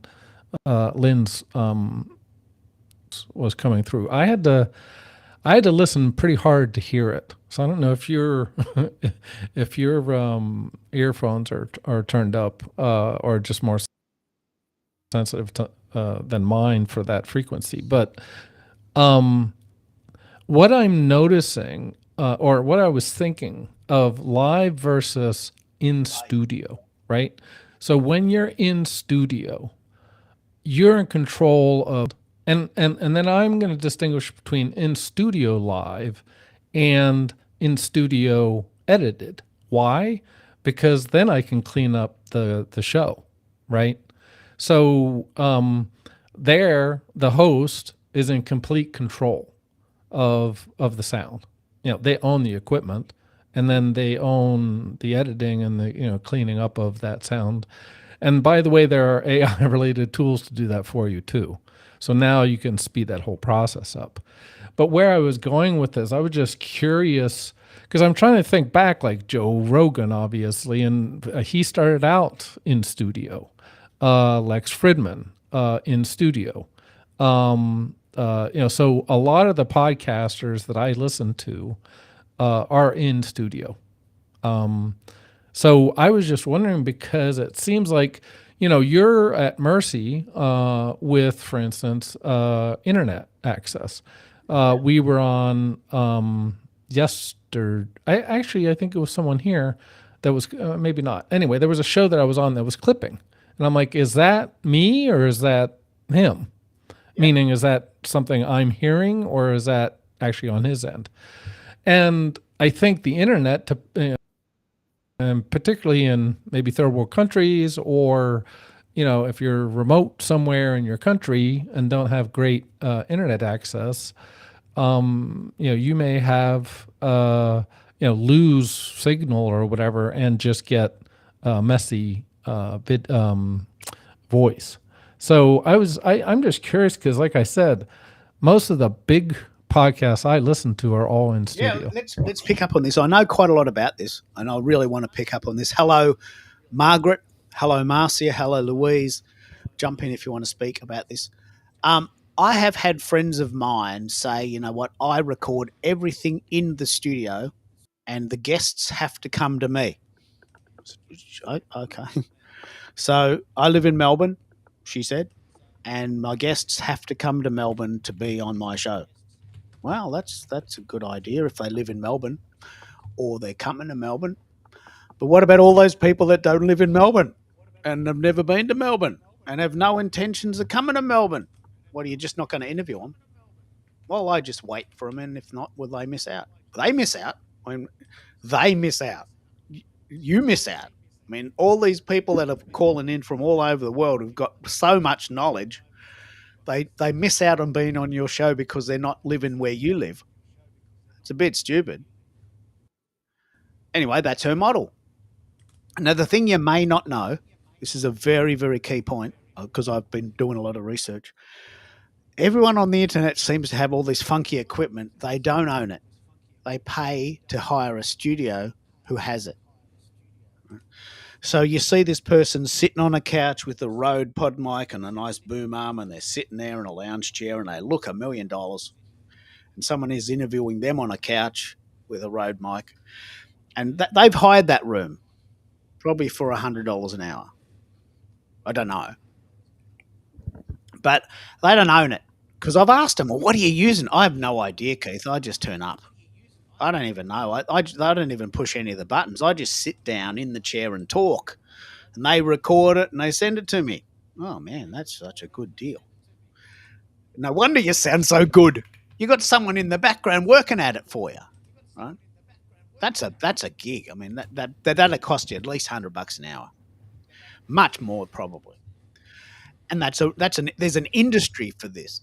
So, to your point, if you can afford to have a studio, then you can have so much more control, but a lot more money and a lot more moving parts. You can do part of it yourself, but just imagine how much equipment is in these podcasts set in studios. Howard Stern say. Imagine how much tech is in that room. It's probably you could buy a house with that with the amount of money they've spent. A small house, but it's a good point, isn't it? And this is why I love the online stuff for two reasons. One is I want to own my own tech, and two is I want to talk to people all over the world. And I don't want to go to them, and I don't want them to have to come to me. Does that make sense? Is that sort of where you're going with that, Mike? Well, yeah, I'm just thinking though, and there's a few less, well, like I haven't gone on, but I listened to friends of mine that work or and then have gone to YouTube live, and they they have the same issues, like they're global, right? And so they'll have glitches on, and they insist on video, by the way, Keith, which is one of the reasons I'm not on those shows. Whereas I'm fine on a Discord or Go Brunch or something where it's kind of an enclave that I don't have to be recorded for ever. And so I see what you're getting at, but I'm just trying to think of the big shows. I think Joe must have started out small and owned his own equipment at one point. Yeah, to your point, he probably I'm owns sure it now. now. He owns it now. Yeah. Well, and I'm sure he also, I mean, like in his new place, he has a pro, room, and I'm sure it's all acoustically perfect and everything. Yeah, because I don't know if you've noticed, Joe, that Joe tells his guest, regardless of who it is, eat the mic, pull the mic up. He's like constantly telling him, because guests forget. I mean, if you're, I don't know, whoever he has on that's famous, they're not going to remember to get up on the mic. And so he has those big boom mics yeah. So, yeah, it gets back, I think, to what, to what America was saying is, I think if it crosses a threshold, like, if you have really bad echo, it's so bad. Like, we had some situations before, when I first came on with some guests, that the echo was so bad we really couldn't kind of communicate. That is, to me, is obvious. With this evening with Lynn, I could kind of hear, and I actually heard an echo too. I don't know if you were hearing the echo. And again, I have to agree with Americo that if you are not keyed in on this, and particularly if you don't have a way to hear yourself, it's very hard to hear that. And particularly like if you're on a laptop and you're not using some headsets to so that your voice is coming out of the, Keith's voice is coming out of the speakers and then going back into their mic. That's where the echo comes from. And then obviously if they have any external noise. And Keith, we've talked a little bit about this, but I have noise reduction software as part of my EQ. And so I get very surprised if you can hear any background noise. But at the same time, this is where it gets really confusing, Keith. And I don't know if you have this problem because I have too much software now. I literally have software for my Rode. I have software for the I have that GG sonar software. I actually have sonar software for the Vocaster. And then I think I have then I have actually two pieces of software for Rode. One's called Connect, and I have to actually, I think, deinstall Unity. But so when I go to pick my mic source, I have like 10 choices. So anyway, all that to say, sound I think is going to be a challenge. And the other thing I wanted to bring up, though, that I'm struggling with as a guest is being prepared, meaning forget the sound check. I think the sound check is an awesome idea, and I think it's a must if you're going to be concerned about. But I also want to be prepared to give you the best content as possible. Now, depending on how you run your show, I think you're a very good. You run the show well, including sort of doing this almost interview style. You ask a lot of questions, is my point. So you can sort of pull content out of your guests. But from a guest perspective, I like I said, I want as prepared as possible. So one of the things that I may be doing is starting a podcast with someone else, but I'm like, what are we doing it on? Yeah, actually, let's pick up. And Let's where pick up on this idea. This is good. Let's run the room on this. So you'll notice that this will start from next week. I'm doing a show every Wednesday, and the basic format, to your point, and I think I may even have picked up on your suggestions here, is I'm going to have a guest every week, and they only really need to stay for about an hour. And that topic will be known in advance, and they'll know what they're talking about. And I'll send them questions about that. I'll research what they're doing, and I'll send them questions, and they can stay for about an hour. And then after that, they can go, and I'll keep going with the show and just answer the questions.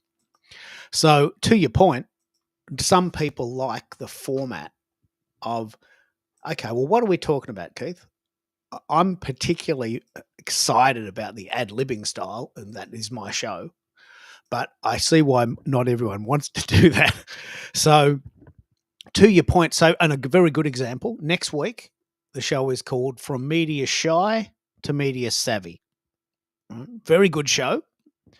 A friend of mine in Melbourne wrote a book. So we now have context for the show.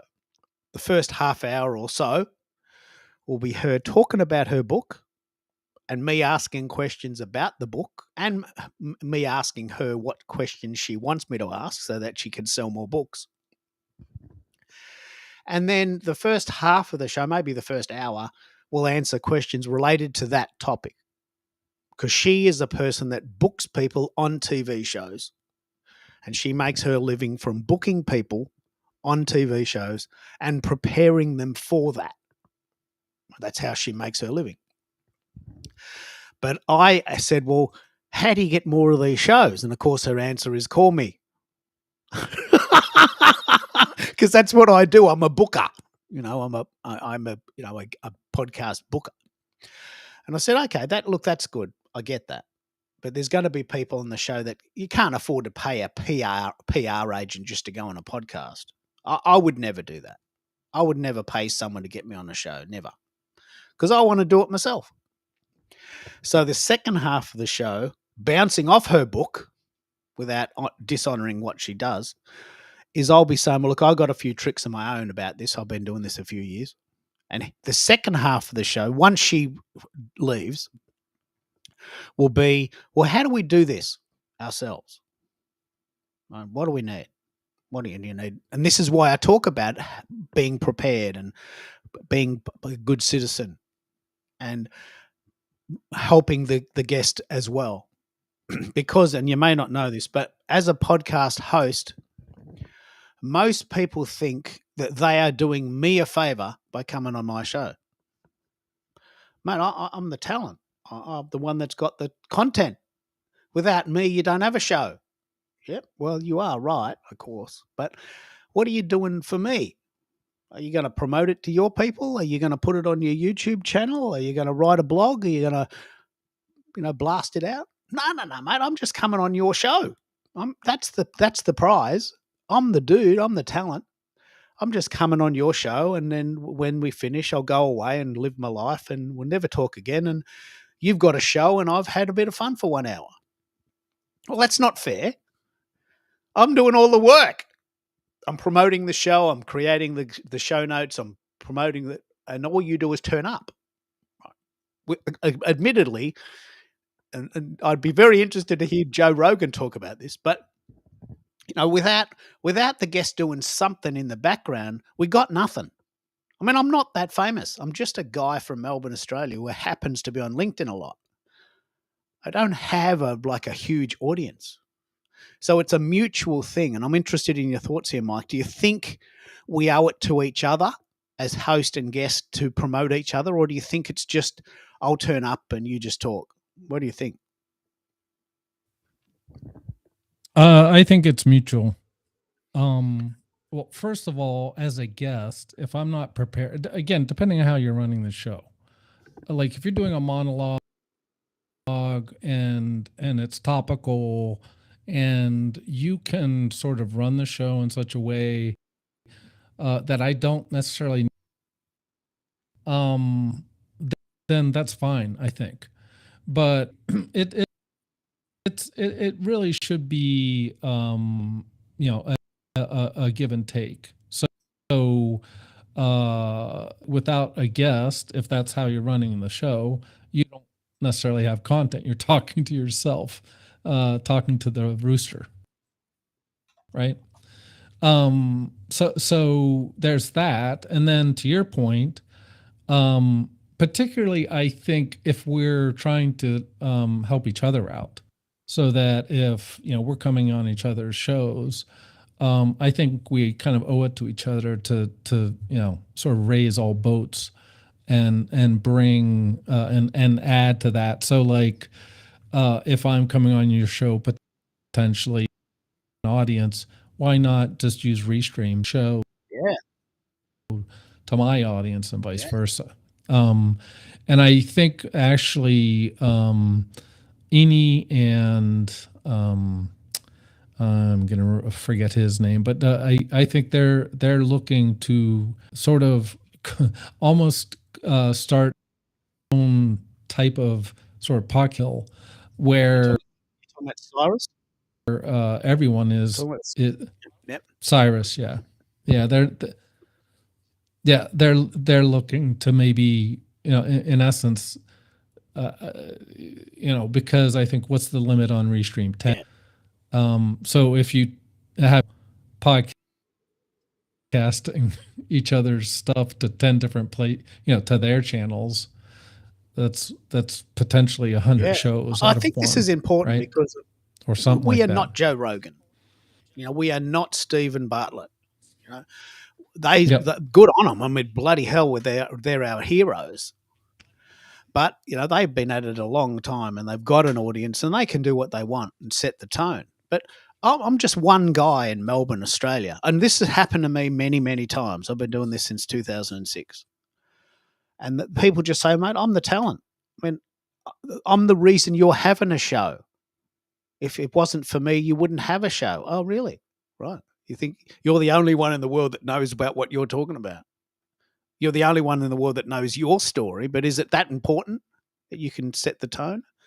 So sometimes I kick back on them and say, look, it's a two-way flow. And the reason I say this, and you'll witness this in the coming weeks, this will happen to you if you're running a show. Most guests turn up 10 minutes before, don't prepare, sometimes don't come at all.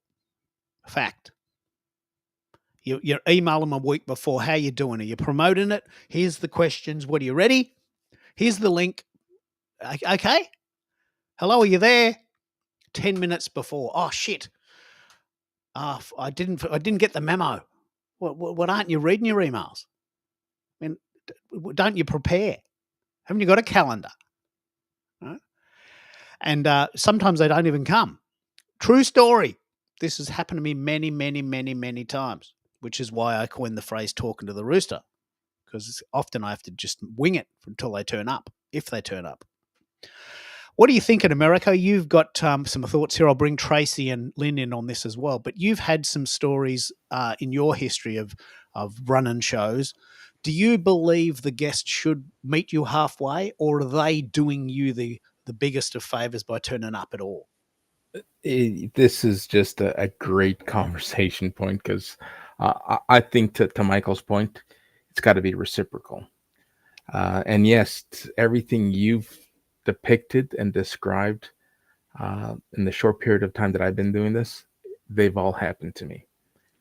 People have not shown up. People have not been prepared, even for sound checks. Like, hey, I jump in studio 15 minutes early. Let's do a sound check, and it's time to go live, and they've yet to show up. I try to the best of my ability to share a week in advance. Here's my talking notes. Here are the questions I've prepared, just to make sure that we're in sync. I don't want to put any of my guests in an uncomfortable or compromising position where they're not prepared or willing to answer the questions or have the conversation. I also preface it with, these are just guidelines. I really like leaning into my audience. So if there's good engagement and good questions that come from it, I don't want to produce and put out a show that's mechanical and scripted. I just want to go with the flow. My notes is typically there to fill dead air if we feel that there's going to be dead air. So I think it's important for people to reciprocate, promote where they can. But you can't really control those guests that show up. It's like, oh, I never really had a chance to go over your speaking notes. Let's just shoot this from the hip. Fine. I'm comfortable shooting you from the hip if someone else is. But, we got to be respectful and mindful that if we can't show up, to your point, we have a calendar. Give me a heads up. Even if it's at the 11th hour, hey, something came up. Can we reschedule this? Can you go on without me and bring me back? I've had that happen a couple of occasions. Yeah, do you want to pick up on this, Mike? I just want to give Mike right a reply there. America has shows. Let's pick up on this idea of preparing.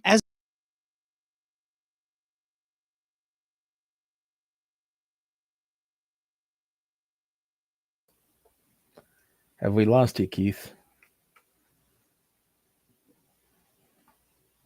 We have some dead air. Keith? All right. Keith is probably in the midst of a reboot. Let's help him fill in the blanks. Go ahead, Mike. Yeah, I'm not sure 100% where he was going, but I was actually writing in the comments. I didn't get to finish, but I was on a panel where I actually wrote the show notes. So all I'm saying, and Americo, I enjoy being on your show because we met, and one of my I don't even know what you want to call it. I guess pet peeves or whatever is not to be prepared for something.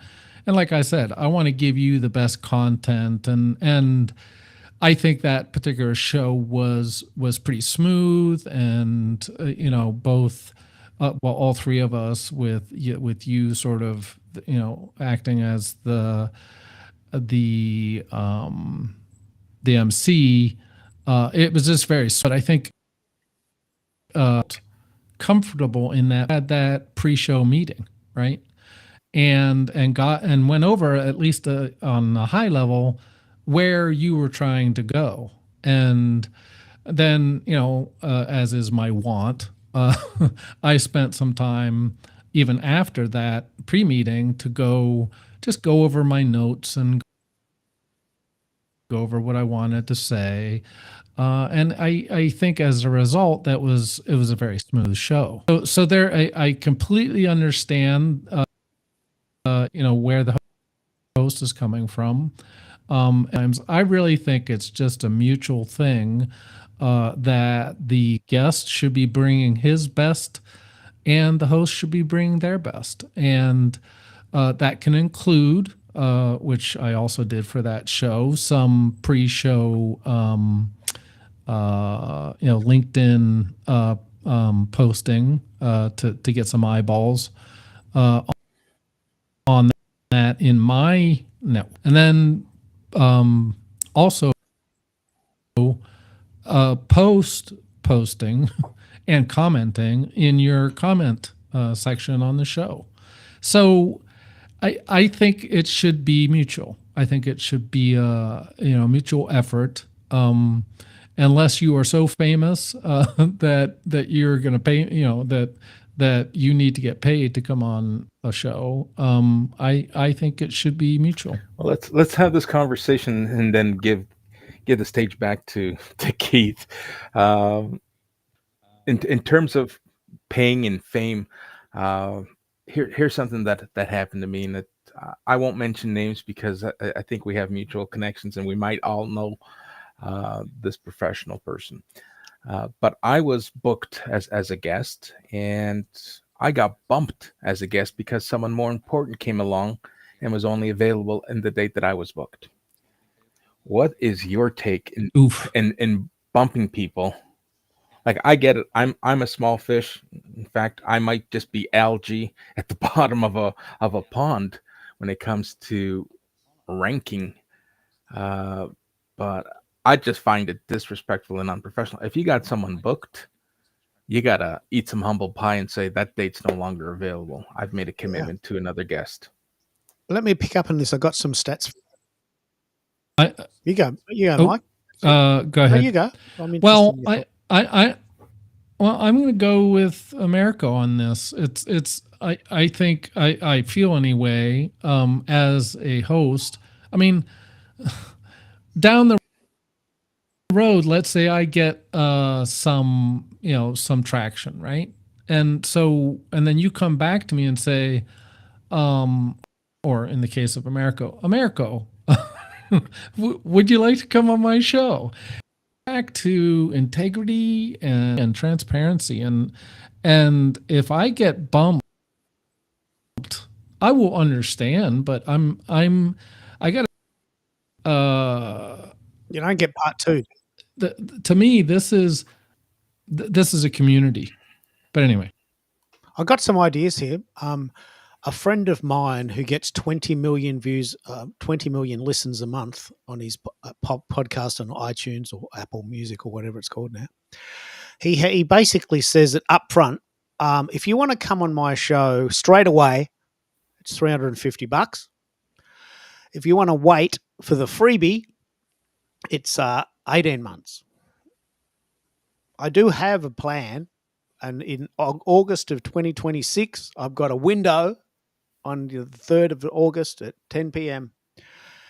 And that's the free slot I've assigned to you. But what he says is if I get a paid guest, I will go with that. And he makes it very clear that this is his living, and he bumps it up. But on the other hand, because I've been on both sides, 10 minutes before the show, someone said, "Oh, I'm so sorry, Keith. I've got a better offer. I've got to go to the city today." Yeah, well, I get you. You got an important thing to do in the city, and it just came up, and you just don't want to miss it. But you've left me sort of hanging, and you're not getting another turn. I'm not asking you back. You're not getting a second go. I get you. I mean, but come on, let's be fair. You're not getting a second turn. And sometimes you've got to be a bit brutal, and sometimes you've just got to sort of suck it up. I can see why you would have been angry, though. It's pretty interesting, isn't it? Yeah, it's to some degree it's disheartening, and the whole the whole bit of reciprocity and being reciprocal, you almost feel inclined to say, well, you know what? Then if you pull the plug on my show, I'm going to pull the plug on your appearance. I wouldn't do that. I think they read between the lines and they gracefully withdrew, but I wouldn't have done that, and I wouldn't have made a spectacle of it if they came on my show as a guest. I just felt that, hey, I think once we've made a commitment, and it's not a written commitment and it's not a monetary commitment, but there's different ways of handling it. I would have said, hey, uh, I need to reschedule, and here are the reason, or don't worry about explaining the reasons, but I need to reschedule. But to come out and be um, transparent, I know we all like transparency, but it kind of bruises and hurts a little bit when the transparency is, hey, I found someone who's more of a celebrity figure, and they need your slot. And there was no, let's circle back and reschedule. It's just, all right, I'm pulling the plug on this, and have a nice day. It's very important that we have this discussion because we both sit on. I've been on both sides now. A friend of mine, quite a good friend, said to me recently that he got on this Zoom call, and the guy that wasn't as famous as him said, "Look, I can't remember. Are you interviewing me, or am I interviewing you?" And he said, "Neither," and he hung up. If you can't work out whether you're a guest or a host, then what are you doing? True story. Am I interviewing you today, or are you interviewing me? I forgot. I can't work it out. Well, neither. Bye-bye. They never spoke again. So there's a level of sort of intention that comes with this sort of, and a lot of it's around ego. This friend of mine's very humble, but he was more famous than this other guy. And he said, look, I just don't have time to stuff around with people who don't know what they're doing. And I've had this chat with a few people this week. Sherry, if you want to put your thumbnail on, I'll bring you up on stage. We've got this lovely format now where you can put your photo on, and we'll bring you up on stage. I think you're in Wellington today, but you're coming to Melbourne next week. So I'd love you to do that. What's your take on this, Tracy? And please mention that lovely poll you're doing, because this is pretty interesting stuff. I've sent it around to people. Sure. Thank you for bringing up. I'd like to share the poll that I'm doing now. I received almost 60 replies on day one. So it's going to run for 7 days. I'm expecting at least 100 responses. So the breakdown of the formats preferred by LinkedIn users in this order. Okay, let me read it.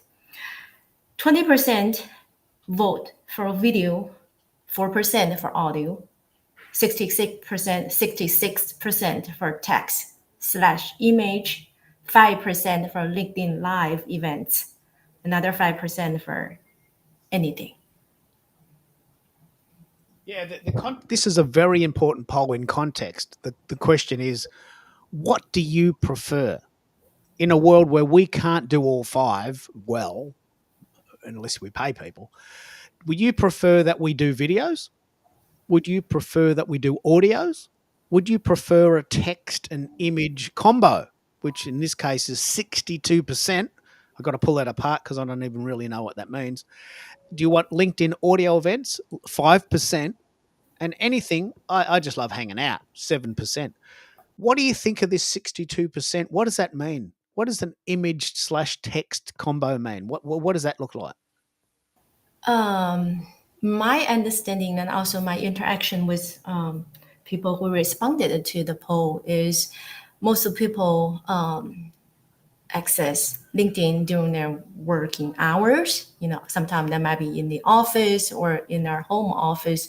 Therefore, text and image, still pictures are preferred because it's less distractive. And however, the video content is picking up. I think we started around 5-6% and went up quickly to 20% because we do see a lot of video contents being pushed by LinkedIn. That's the direction they are going for.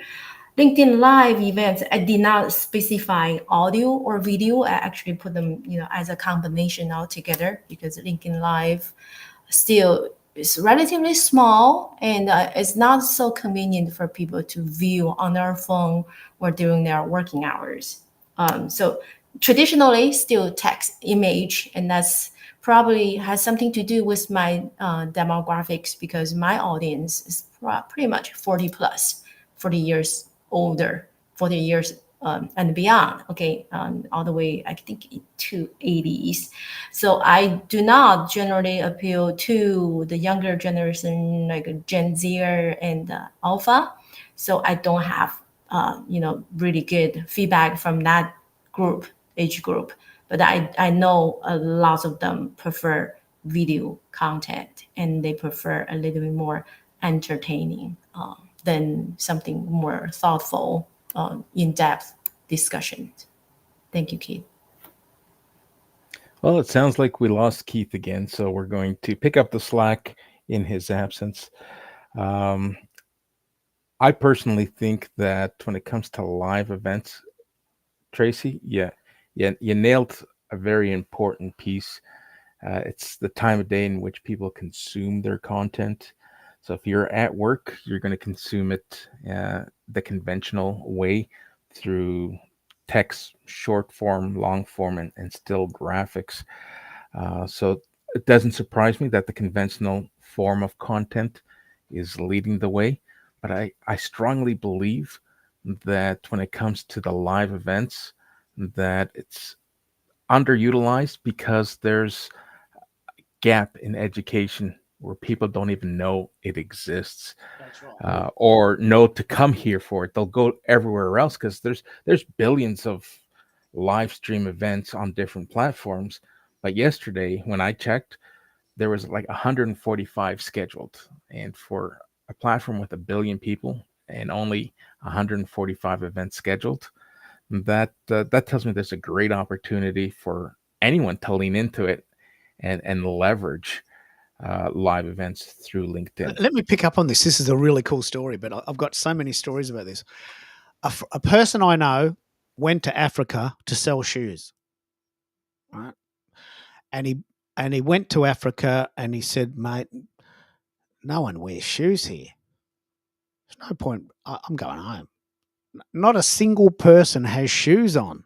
We're never going to sell shoes here." And his boss said, "Mate, let me clarify. I'm coming over. I'm going to come over." And he came over and he said, "Mate, no one wears shoes here. We've got look, everyone in this country is our client. We've got bring over a truckload of them. Bring a container full. Everyone's got no one's got shoes on.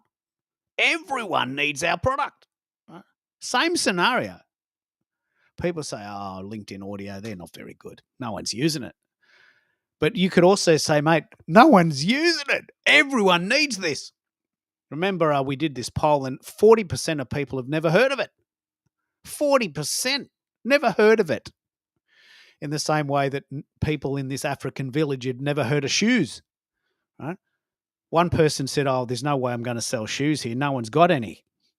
And the other person said, "No one's got any shoes. Everyone needs this." And this is sort of where we're going with this, isn't it, Americo? That this opportunity is almost untapped, isn't it?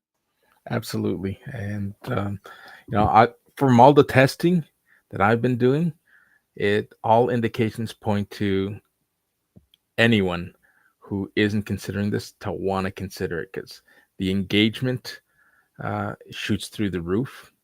The ability to repurpose your content and create a legacy around these shows is endless, right? You can now create like we've been doing. You're using SoundCloud. I'm using different measures and different means, but simply from a marketing perspective and from a time, effort, and energy perspective, you now have one conversation that you can break up into different formats and reach different audiences and give that same message in different size formats to cater to and tailor to the audience and how they consume their content. So it's the opportunity is endless, and I like to look at it as like the whole glass half empty versus half full. This glass is half empty, and it's just filled with opportunity. Yeah, this is a very important point because you can focus on what people are doing and do that. Like if everyone wants a 5-second video on YouTube, you could do that. But then you're doing what everyone else wants and you're competing with everyone else that's doing that. Another friend, I've been around the block a few times. A mate of mine was recording us in a studio in Queensland, which is like Florida. And he's going, mate, there's this guy in the corner making relaxation music. Like he's just using his keyboard to get these funky bird sounds. I mean, that's never going to take off. I mean, what is he doing? Right, this is about 1994. And I said, well, okay, no worries. We'll just see what happens. And then suddenly, this is an amazing story. He teams up with a wildlife photographer who makes these really high quality images of birds.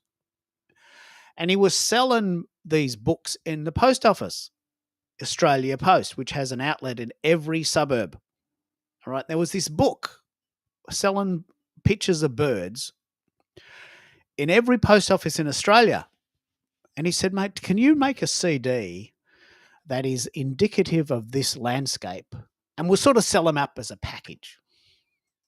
Right.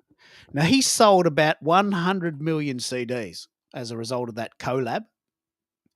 And this friend of mine who wrote a couple of songs that, like me, did nothing happened, he's thinking, how did that happen? Here's this guy. This is a fantastic story. We look at this guy making relaxation music in a studio. And this guy has now sold 3.5 million albums of music with bird sounds. Now, who would have thought? Who would have thought? So he did what he loved doing, and he had the belief that it'd work, and it did. He wasn't a muso in the sense that he didn't have a band and he didn't want to play gigs. He wanted to record songs that had birds singing. And everyone thought he was really stupid. But he sold 3.5 million albums. And his song, I've got 3 of his cassettes. That's how long ago it was. I've got 3 of his cassettes. And we listen to it in the car whenever we go bushwalking. When a car had a cassette player, remember that cassette players? Like that's a 20th century technology. So we're driving through the forest, and this relaxation music is playing in our car, with birds singing, and we're in the forest, and we've got about 3 of his. Well, I think we converted them to CD. It's a good example. I mean, there's so many examples of people just thinking outside the box and bucking the trends. And sometimes you've got to have vision. Sometimes you just got to be stoical. And it doesn't always work. But I think audio is the thing. And maybe only 5% get that now, and that's okay. I started podcasting in 2008. And people were saying, what's a podcast? Well, it's sort of like being on the radio, except you record it and you put it on iTunes. He says, that's a stupid idea. No one's going to listen to that. This is exactly what happened. No one's going to listen to that, Keith. Podcasting, what a stupid idea. That's never going to take off. They said the same thing about the car and the mobile phone and a computer and the internet. People always say this shit. But it takes some vision. It takes people with vision to say, I reckon there's something in this. And bringing Tracy back, I'm on a bit of a rant, but do you like audio yourself, or are you more a video person, or do you agree that the text and image thing is working? I do a combination of both because now I position myself as a facilitator. I support my panelists to discuss their businesses. Therefore, I respect their choices. If they want to come on as audio, that's fine. With the avatar, still picture, to just do audio show, I can totally do it.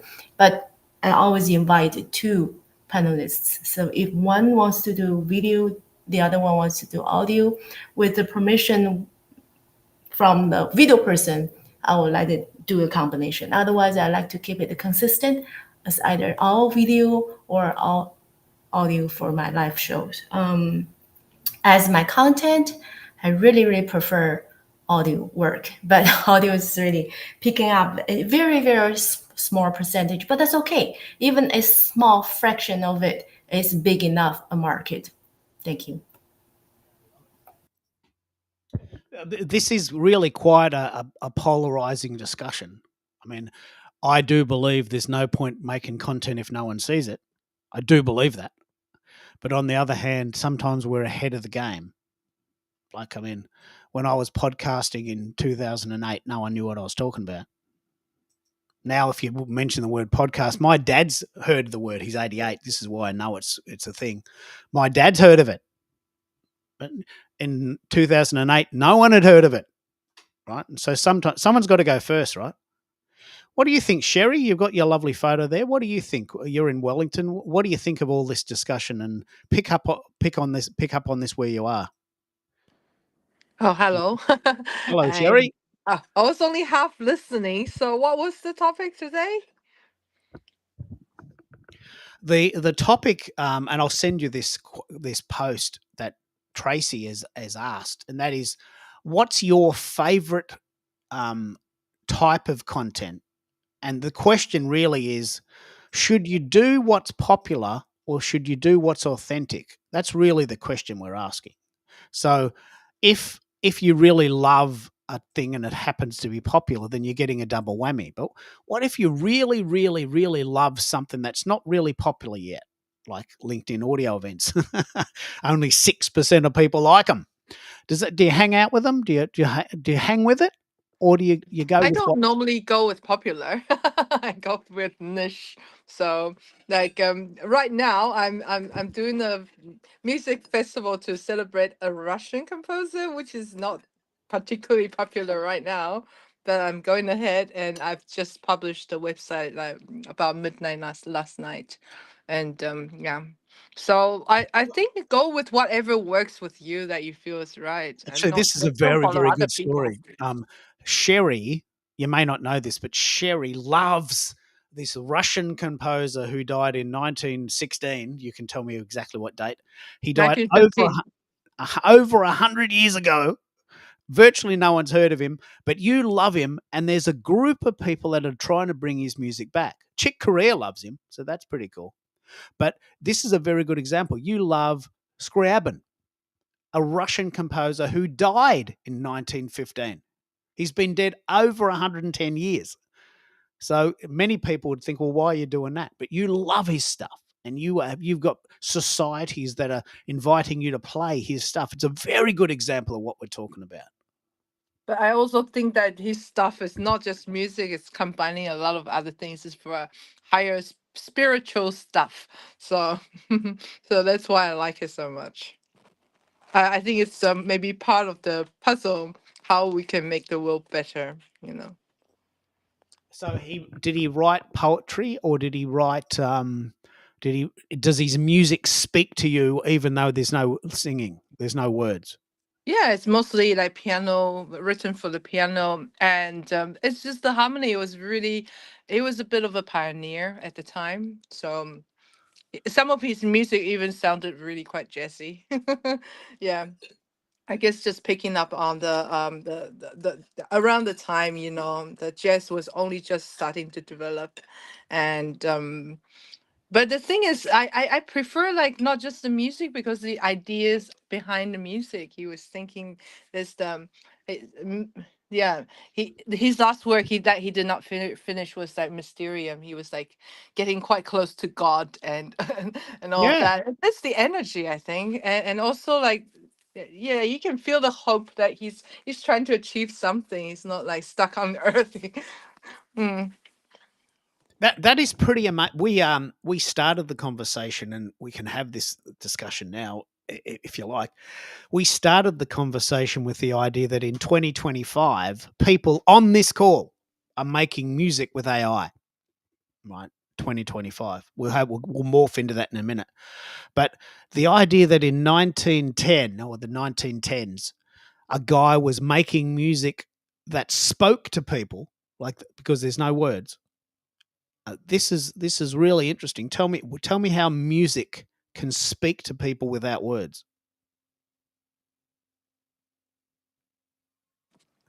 I have watched films, and the ones without music, it just doesn't really feel like it speaks to you quite as much. But the music really, really helps set the mood and the scene. I don't know how, but I think it's just like the universal language. So you don't even need to know the language itself. You don't need to be a performer. You can appreciate it all the same.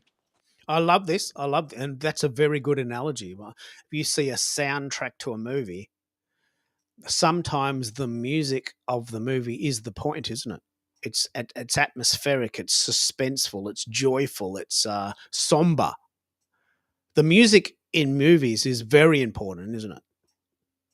Yeah, for example, I was just watching maybe about a week ago, I was just watching the Twister and the Twisters. I forgot which one is called which, but then the newer version from I think last year maybe. I didn't like it quite as much as the original version from the 1990s. The music made a big difference. I mean, That's the a both of hurricane them movie. had Is music, that but just we're the talking about a yeah, tornado movie? yeah. And but just the older version, even though acting, I don't know how good it was, but I just felt like it's a lot more authentic. People were trying to express something. These days, I don't know, it's just too noisy. Everybody's so distracted all the time. It's difficult. And it comes through, doesn't it? Let's have this discussion. We started with the idea of, is AI, this is the very first discussion we had 2 hours ago. Is AI music a thing, and is it worth considering? But let's bring it back to, can music speak to you without words? What do you think, Michael? I'll give you right a reply, given that we started with you. Can music speak to you without words?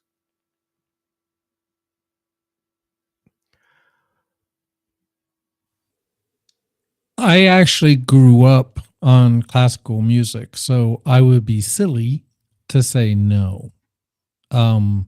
I'm talking about Bach, and all the classical composers. So, but I also agree with Sherry in that I've written quite a few poems, and now I'm adding music and vocals to those. And I'm just going to toot my own horn a little bit. A song for my 11th anniversary for my sweetie, and we actually played it off of my phone in the car on our way to breakfast for on our anniversary day. So that had very deep meaning. It actually touched her very deeply, not just because of the music, but I think the fact that I had made the effort and that there was meaning both in the lyrics and in the music. So Wow. Now because I created, I think, 12 or 15 different variations of that song on one that she really liked. So yeah. And again, we discussed this a little bit, but and this is where I see sort of value and our world opening up a little bit. Like when I do posts on LinkedIn, I use AI to create the visuals. Well, when I'm doing these, so I'm lyrics, but I'm using AI to provide the instrumental and the vocals. At some point, I may provide the vocals, but I'm not ready to do that. And I think that's the other thing that we haven't really talked about. I wrote in the comment section on LinkedIn, you need to get clarity on your passion and follow it. Share it in authenticity, and you will build an audience in time that will know and love you. Build a community to your audience. it's very important, because you can't carry it off And otherwise, can you? You can't just keep doing what's trendy if it's not in your heart, is it? No, and I don't think you actually keep your audience, Keith. I think trends come and go. They're kind of like the ocean or some in waves, right? And unless you're every wave, and to be honest, I don't know. I'm the type of person I want when with authenticity. I don't think you can follow every trend. And like I said, I think you're going to have that passion, and if you can remain true to yourself and be authentic to the audience, I think that will be rewarded. I agree. I love this discussion. You've mentioned this is the flip side, and I'll give Sherry Wright a reply here. You've written a poem from your own brain, from your own heart, and then you've set that to music with AI. Now, that's halfway there, but what do you think is the difference between having reading out a poem to your wife that you wrote and having this AI generated song sung by someone else or something else, and the chords being created for you? Do you think it was better because of that, or was it just different? And did you try both? Well, obviously, I've written poems to her in the past, and I would say yes, she appreciated them. But I would say there is something special, and that music, it brings a depth or something different. It certainly, I think, affects them, right? I'm sure most of us have been in a situation where a given, and it can also trigger emotions going back that you first heard that song. So it brings back a memory that you had because of that song. So there are things kind of deep in our psyche that are attached to music, and particularly like in the U.S. and well probably globally, now that we have all of these methods of getting many and so forth of music, that we can all have kind of a favorite memory that would be attached to a song. And so that song is going to be attached Saturday for the rest of our lives. There is something about music. And it's memory. Yeah. It's somehow deeper than just reading the poem out loud. And by virtue of the fact that let's assume that was a good thing, how long would that have taken you to record a song manually in traditional format, if indeed it's possible at all?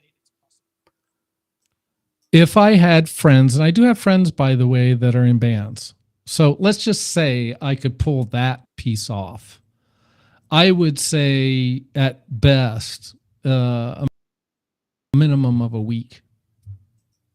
So,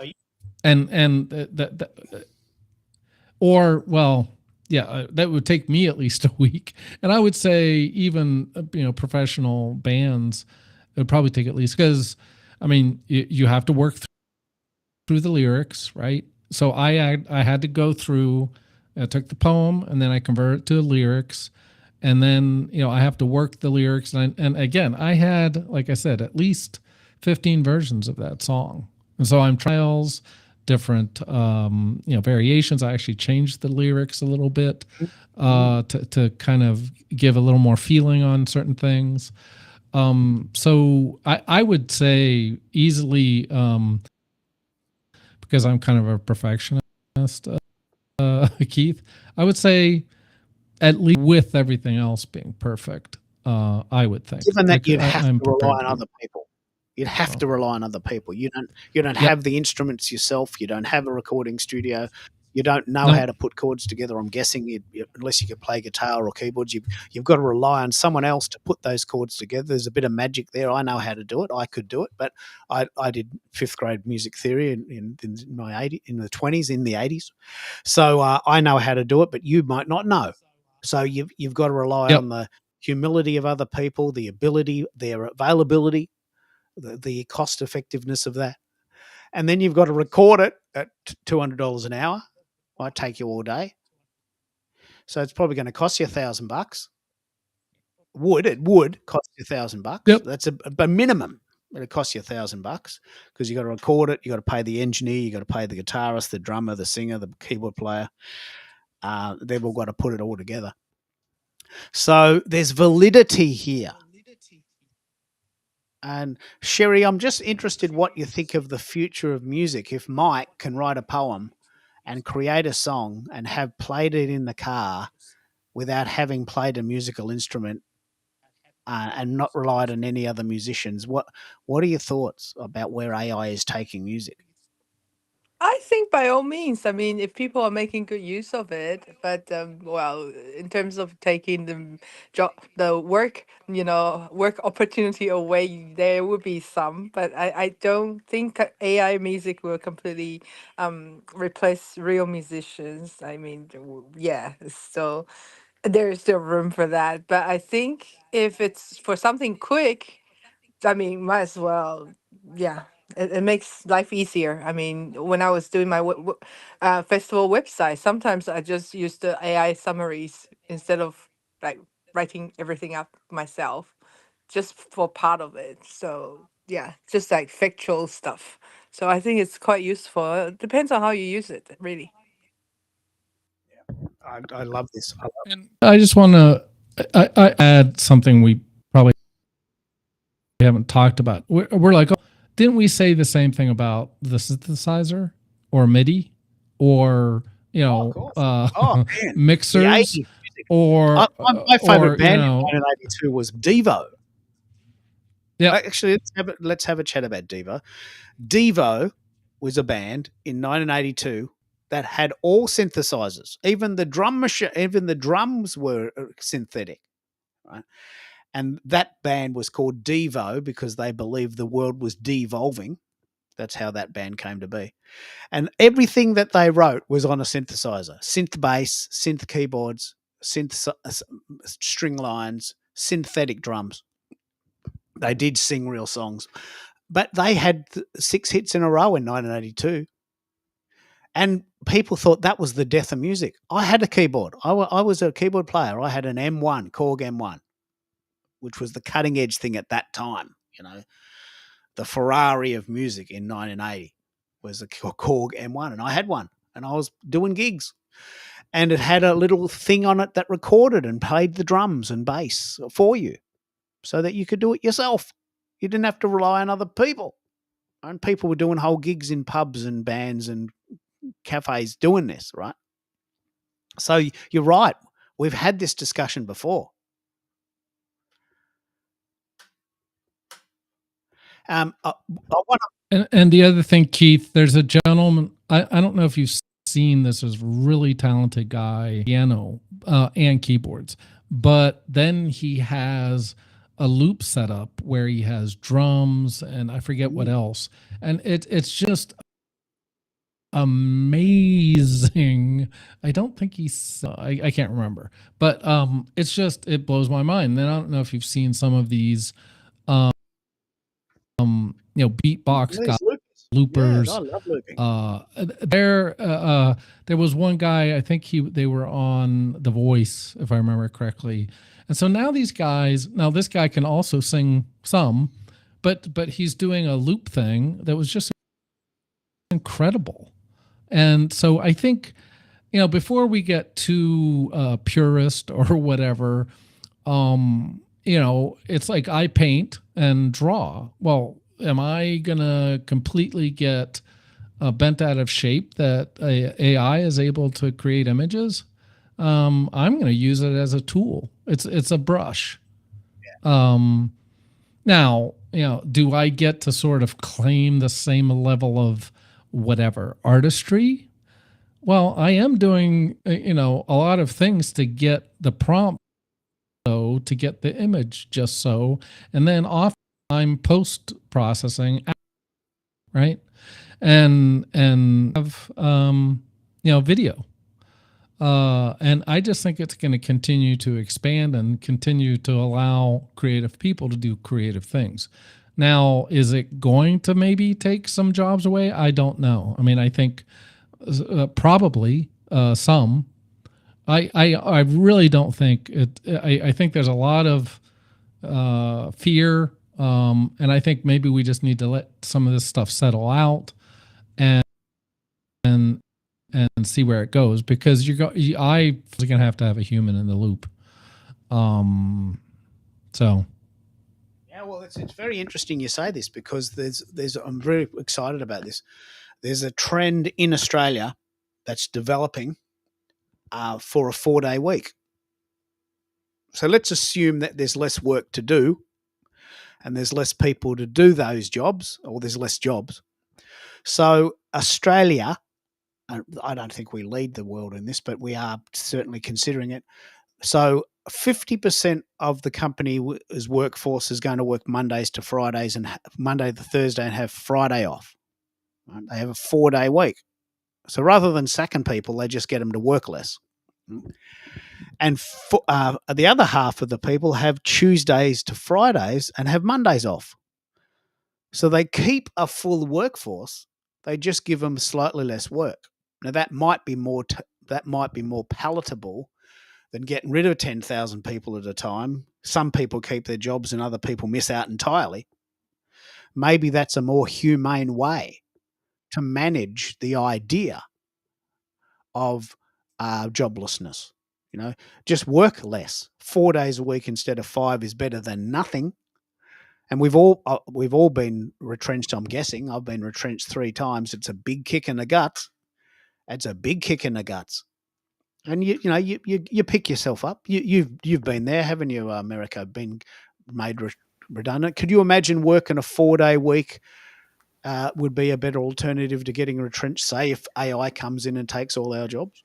It's a great alternative, but greed very often gets in the way, because even with that 4-day work week, the big decision makers behind the boardrooms are still counting their pennies and saying, health benefits and the operating costs are still the same.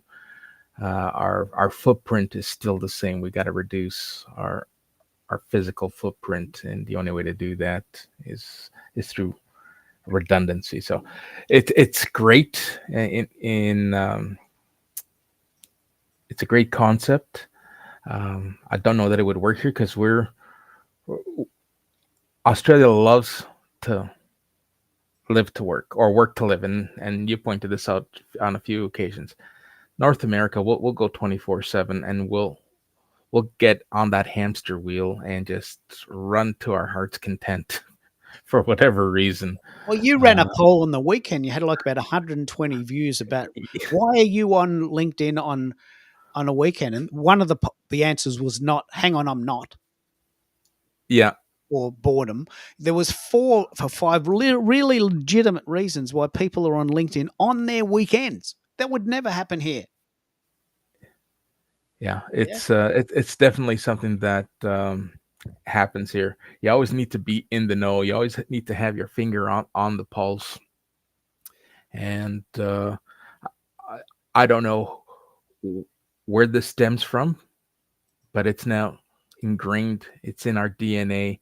You almost feel compelled to want to know what's going on, even though you have no influence in being able to change what's going on. You just need to know. And maybe that's just big media doing what it does best. It keeps us FOMO. right? The whole the thing FOMO, that yeah. Carol said, I want to pick up on this, because I want to have this chat about a 4-day week. My wife said, "Okay, now I'm never going to ring a company on a Monday or a Friday because there's no one there. If I have an important question I have to get answered, I'm going to make sure I ring on a Tuesday, Wednesday, Thursday when they're fully staffed up. So on Mondays and Fridays, there's just going to be less people there, which just means that we, the consumer, are waiting longer. Yes, well, maybe we are, but those people are having a day off and they deserve a day off. So in Australia, we are pushing very hard for a 3-day weekend, pushing really hard. And I'll put my hand up to lead that because I started working a 4-day week in 2006, and I can tell you what, it changed everything. I have rest, I have clarity, I have leisure, I have inspiration. I'm not just, as you said, on the hamster wheel pushing this stuff out. I want to do this. I'm really into it. I'm passionate. And that comes from rest and watching TV and walking on the beach and having a latte, watching the dolphins and doing nothing. I'm really interested in this. So, if indeed AI does take our jobs, one possibility is that instead of sacking everyone, they'll just make them work less. 4 days a week is better than nothing. You've got a job and some money coming in. And that in itself is an interesting discussion. Could you live on 80% of your current wage? Would you consider that? Or would you rather have go in a lottery for 100% or nothing? Because it is a bit of a lottery. What do you think, America? If you had a choice, could you live on 80% of what you're currently getting? Or when you were working for the man, could you live on 80%, or would you go into a lottery and take your chances? No one thinks they can until they have to. And that's where I found myself. Like, you set your standards based on what you're earning, and you either learn to make do and find ways. You got to scrape it. Like if you lose your job, you got to scrape to keep that lifestyle, or you conform to what you have and learn to live with what means you have. And to answer your question, yes, it's not that hard. It's hard to conceptualize, but once you're living and it becomes your reality, you realize like, well, I can do this with a whole lot less and be happy with a whole lot less. So it can be done. It's just that we're programmed to think otherwise. We're programmed to chase and keep up with the Joneses. And everyone wants that shiny car, that big house, the vacation home, the trendy attire. You know, it. There was a point in time where people didn't have any of that, and they were happy.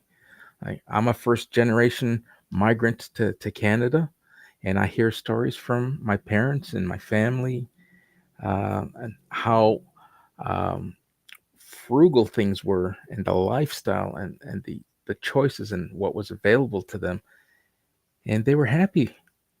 Today, I don't know that we can say, yeah, I'd be happy if I were living or growing up in my parents' generation. But yeah, you learn to make do, and it's very humbling and also fulfilling to know that you can do it. Yeah. Well, I want to bring in Sherry, who's from New Zealand, but thinking of moving to Australia. Do you think you could live on 80% of your wage, or you've got 4 kids, you want to buy a house? It would be pretty hard. Tell us your story about whether or not you could work a 4-day week. Well, I'm already freelancing, so, so I'm either like working a lot just because I want to, or I'm just like not working. So I actually choose when I want to work. So it's a little bit different what I'm doing, but I just follow my passion. And oh well, husband, that's gets most of the salary, and I'm just kind of yeah, I bring what I can. Yeah. And do you think you could live on 80% of his wage? Do you think that's possible? I mean, we can all try to live with less. I don't think we need really as much as we think we need. We've been, yeah, yeah, we were talking about before, programmed to pursue more, right? But it's really, if you are content with what you have, I don't think we actually need very much, and you Mm. can be quite happy with what you already have, right? Let's bring the Americans in on this debate because they have a different version. Mike, could you live on 80% of what you were making? Why do you need so much? Tell us why Americans think they need so much. We don't have to have this conversation because it's probably a difficult one. we have quite a good welfare system here, and we have a pension system that kicking on You, at 67. yeah, you had brought that up, Keith, and so that safety net is quite different. As you see in my my comment, the American dream was to live a life of leisure eventually, and particularly in retirement. The American dream became the American nightmare based on a scarcity mindset, not one of abundance. What am I talking about? I'm talking about, we are so programmed in the States that we have to have, America touch. We have to keep up with the Joneses. We have a new car. We have to have the bigger house. And, we initially were agrarian, and we lived off the land primarily. And then, there was a major shift to move into cities and then suburbs, and so we became kind of suburbia. But that through the Industrial Revolution and then the information revolution, and now we could potentially say the AI revolution, our mindset has not really changed. We live in FOMO. And we don't even know what we're missing out on anymore, but we still live in that mindset. I have had to scale back, Mr. Keith, due to my unfortunate circumstances. And it's been very frustrating not to be able to find what I would consider not even my dream job, just something that I can do with purpose and value set company and do that for them and produce good work. So it's very frustrating not to be able to do that. If AI can assist in lessening the need for that, and then give me and this is kind of why I'm doing some of what I'm doing, is maybe at some point I can find a revenue source in my songs. Now I'll tell you, as an artist, as a paint touch artist, I always considered it sort of as a gift and as something that was very personal. And there's a reason that there's the concept of a starving artist, right? And I didn't want to become, initially when I was art, I considered becoming a commercial artist, but I just felt that I could never sort of work on the grind and work, in the sort of the constraints of what that would have been. So I didn't do it.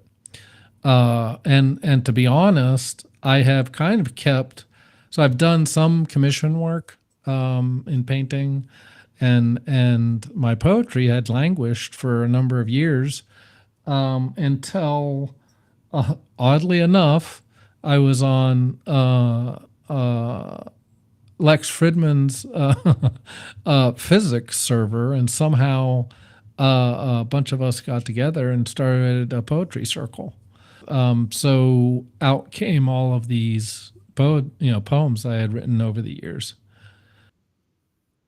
And I'm hoping, now it's a bit of a utopian hope, but I'm hoping that maybe both robotics, so humanoid robots, and AI and whatever, give us freedom and choice to maybe do less of that type of work, and maybe exercise more of our creative juices for those of us.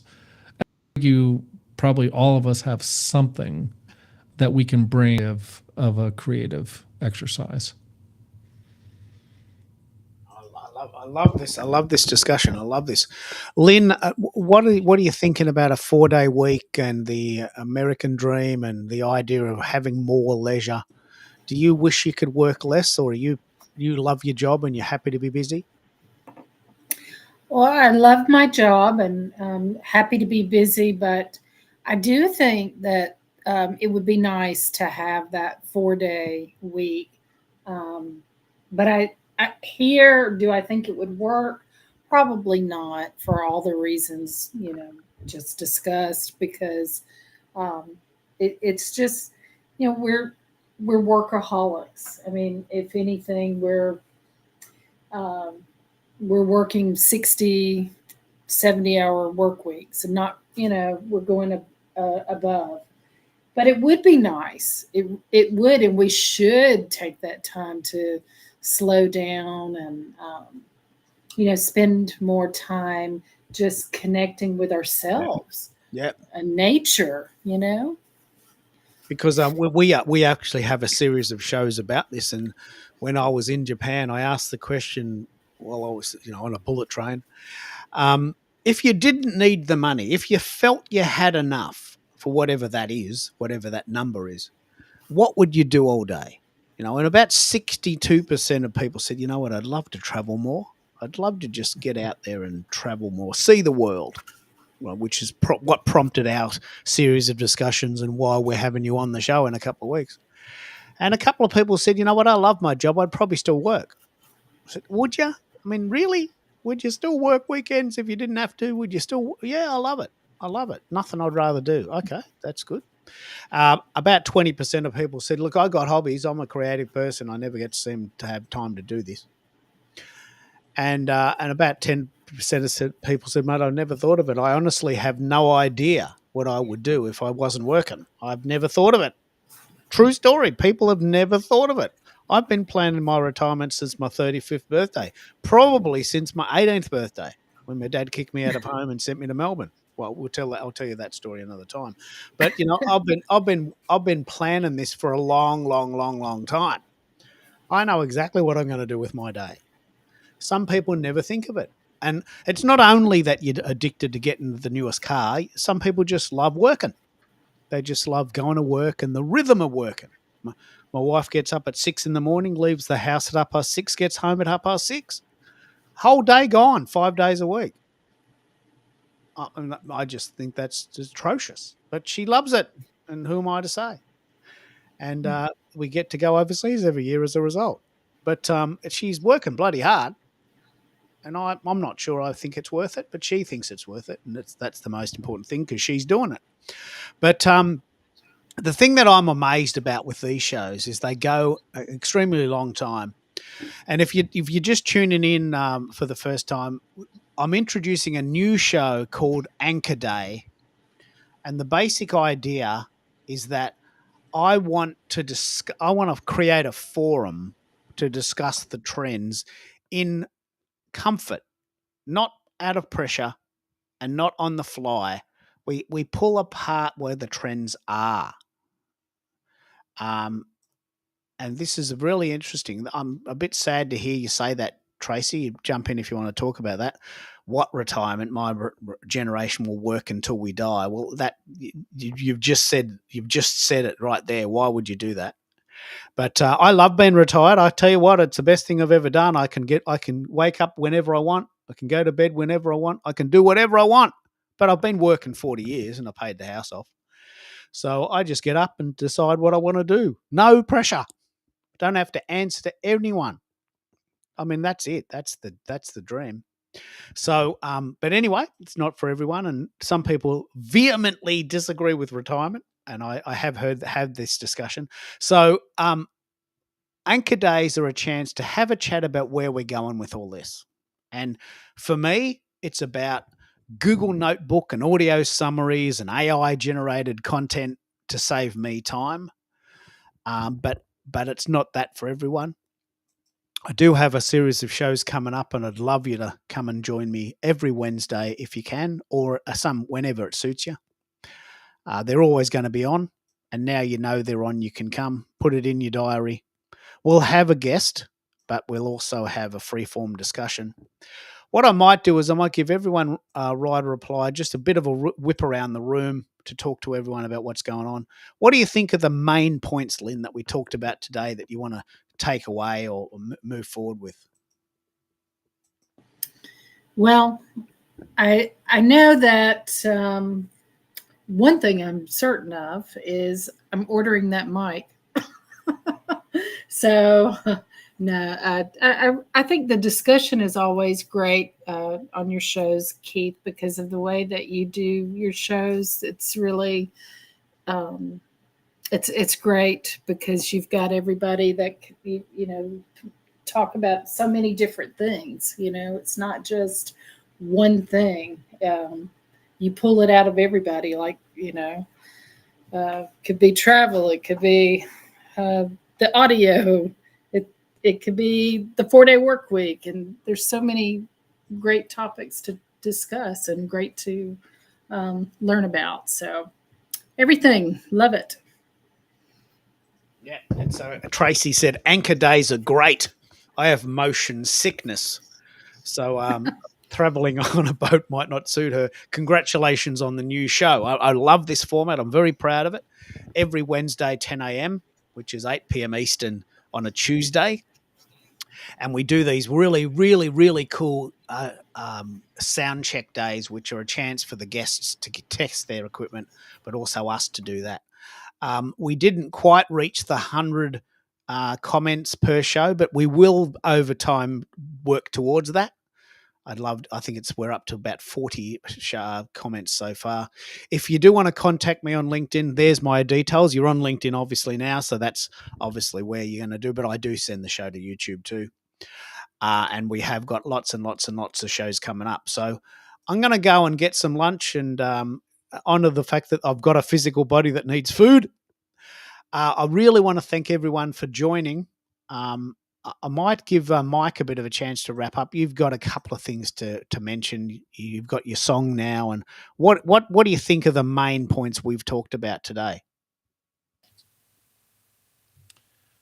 I think we need to sort out to get clarity on what we want to do when we grow up, and as soon as possible, because and to take advantage of technologies, whether it's AI or other technologies. A lot of people don't or have forgotten something called machine learning. Machine learning and LLM are not the same thing. Machine learning has been around quite a while. We had the robotics revolution in automotive and other places for welding. So I think there's a lot of fear, unfortunately, in this whole and the rate of change is scary. And unfortunately, corporate America, the folks at the top are making, in my opinion, some rash decisions on letting talent go. But I would encourage people just to try to shift into a mindset of abundance and be very creative, but also be very measured in trying to sort out what your passion is, and then attempt to follow your passion. Maybe do it as a side hustle at first, and then also change your attitude towards this job that may be feeling like an anchor. Pardon the pun there, Keith. But I think I'm going to use this particular revenue source that I'm spending 8 hours or however long, and I'm only going to give what they pay me for. Meaning, like I have in the past given probably at least 2x the value of what they were paying me. I would allow them to rent space in my head at night, for instance, or on the weekends, which Keith says, rightly so, that we shouldn't be doing.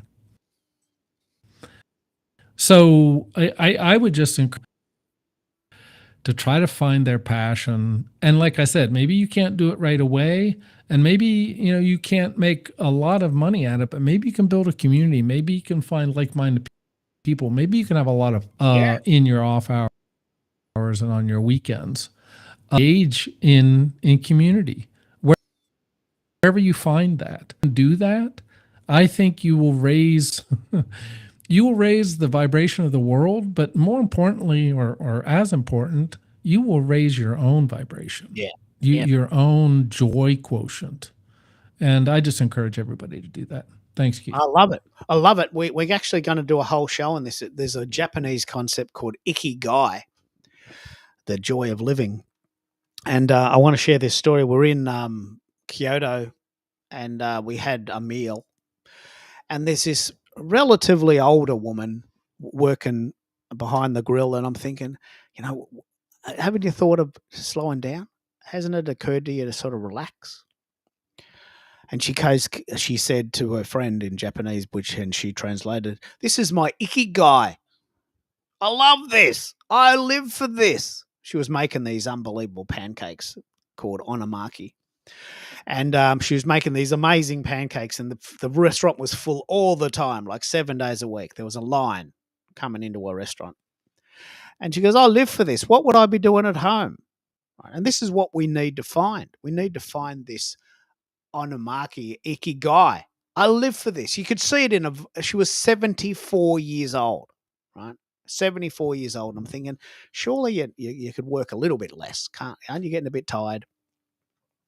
And my wife and I have this conversation because she says, "Well, what am I going to do, Keith? I'm going to just play guitar all day, grow veggies, bake bread. What am I going to do all day if I don't go to work? I love working." She loves it. She's very good at it. What am I going to do instead? And maybe this is what you're sort of pushing out on, Tracy, the idea that our generation will work until we die because you love doing it. If you love doing it, that's great. I can tell you for sure, I do not want to die on a plane. I want to die at home in my bed after a good day's work or watching a bit of TV. I don't want to die in the world. Right? I don't want to die at work. Right? But if you love doing it, it's not a chore. So that's really, really, really cool. What do you think, Americo? This idea of moving things around. We've chatted a lot. What do you think are the key points today that you want to pick up on and take forward? Well, let me first off start by capping off what you just said and what Mike just said. And isn't it, I don't know who the originating source is to give credit, if it's Confucius, if it's Mark Twain, or whoever it is who keeps reiterating this, but isn't the saying, when you do what you love, you'll never work a day in your life? Yeah, I think that was Confucius. I think that was Confucius. And this is what you're doing, and this is what you're exemplifying. So kudos to you. I love these conversations. It's hard to believe when I tell people, it's like, I just spent 3 hours in this most immersive conversation at a live event on LinkedIn, and people think, what? How could you spend so much time?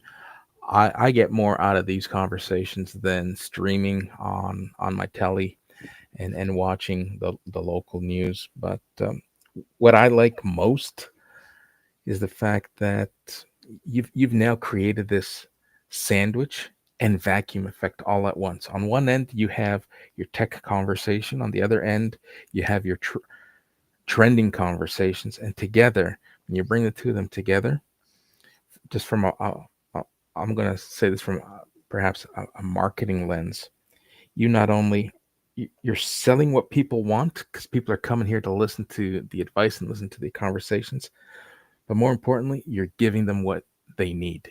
Whether it's your stage that you're sharing with us, whether it's your knowledge that you're sharing with us, and letting others share the knowledge. I'm looking forward to what the next 12 weeks will bring in terms of conversation. So kudos to you. My hat's off to your next segment on your Anchor series.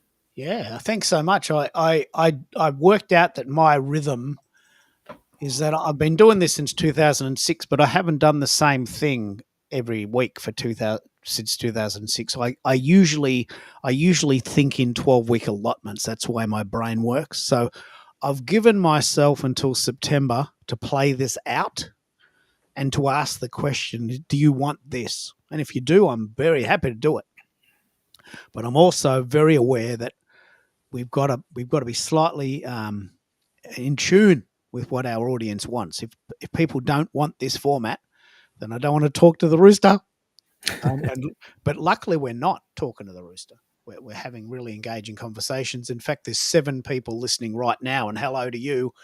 Jump in if you want to talk. But I will go and have a bit of a rest because we've been going 3 hours. I want to just say that this is a sort of a labor of love for me, and I do love doing it. And if you can't come to the whole show, I do want you to consider going to my SoundCloud account. These are not my words, but they are a sort of an offering to let you know that I've been thinking of you. Not everyone's up for these 3-hour conversations, and there are small snippets there with an AI generated voice.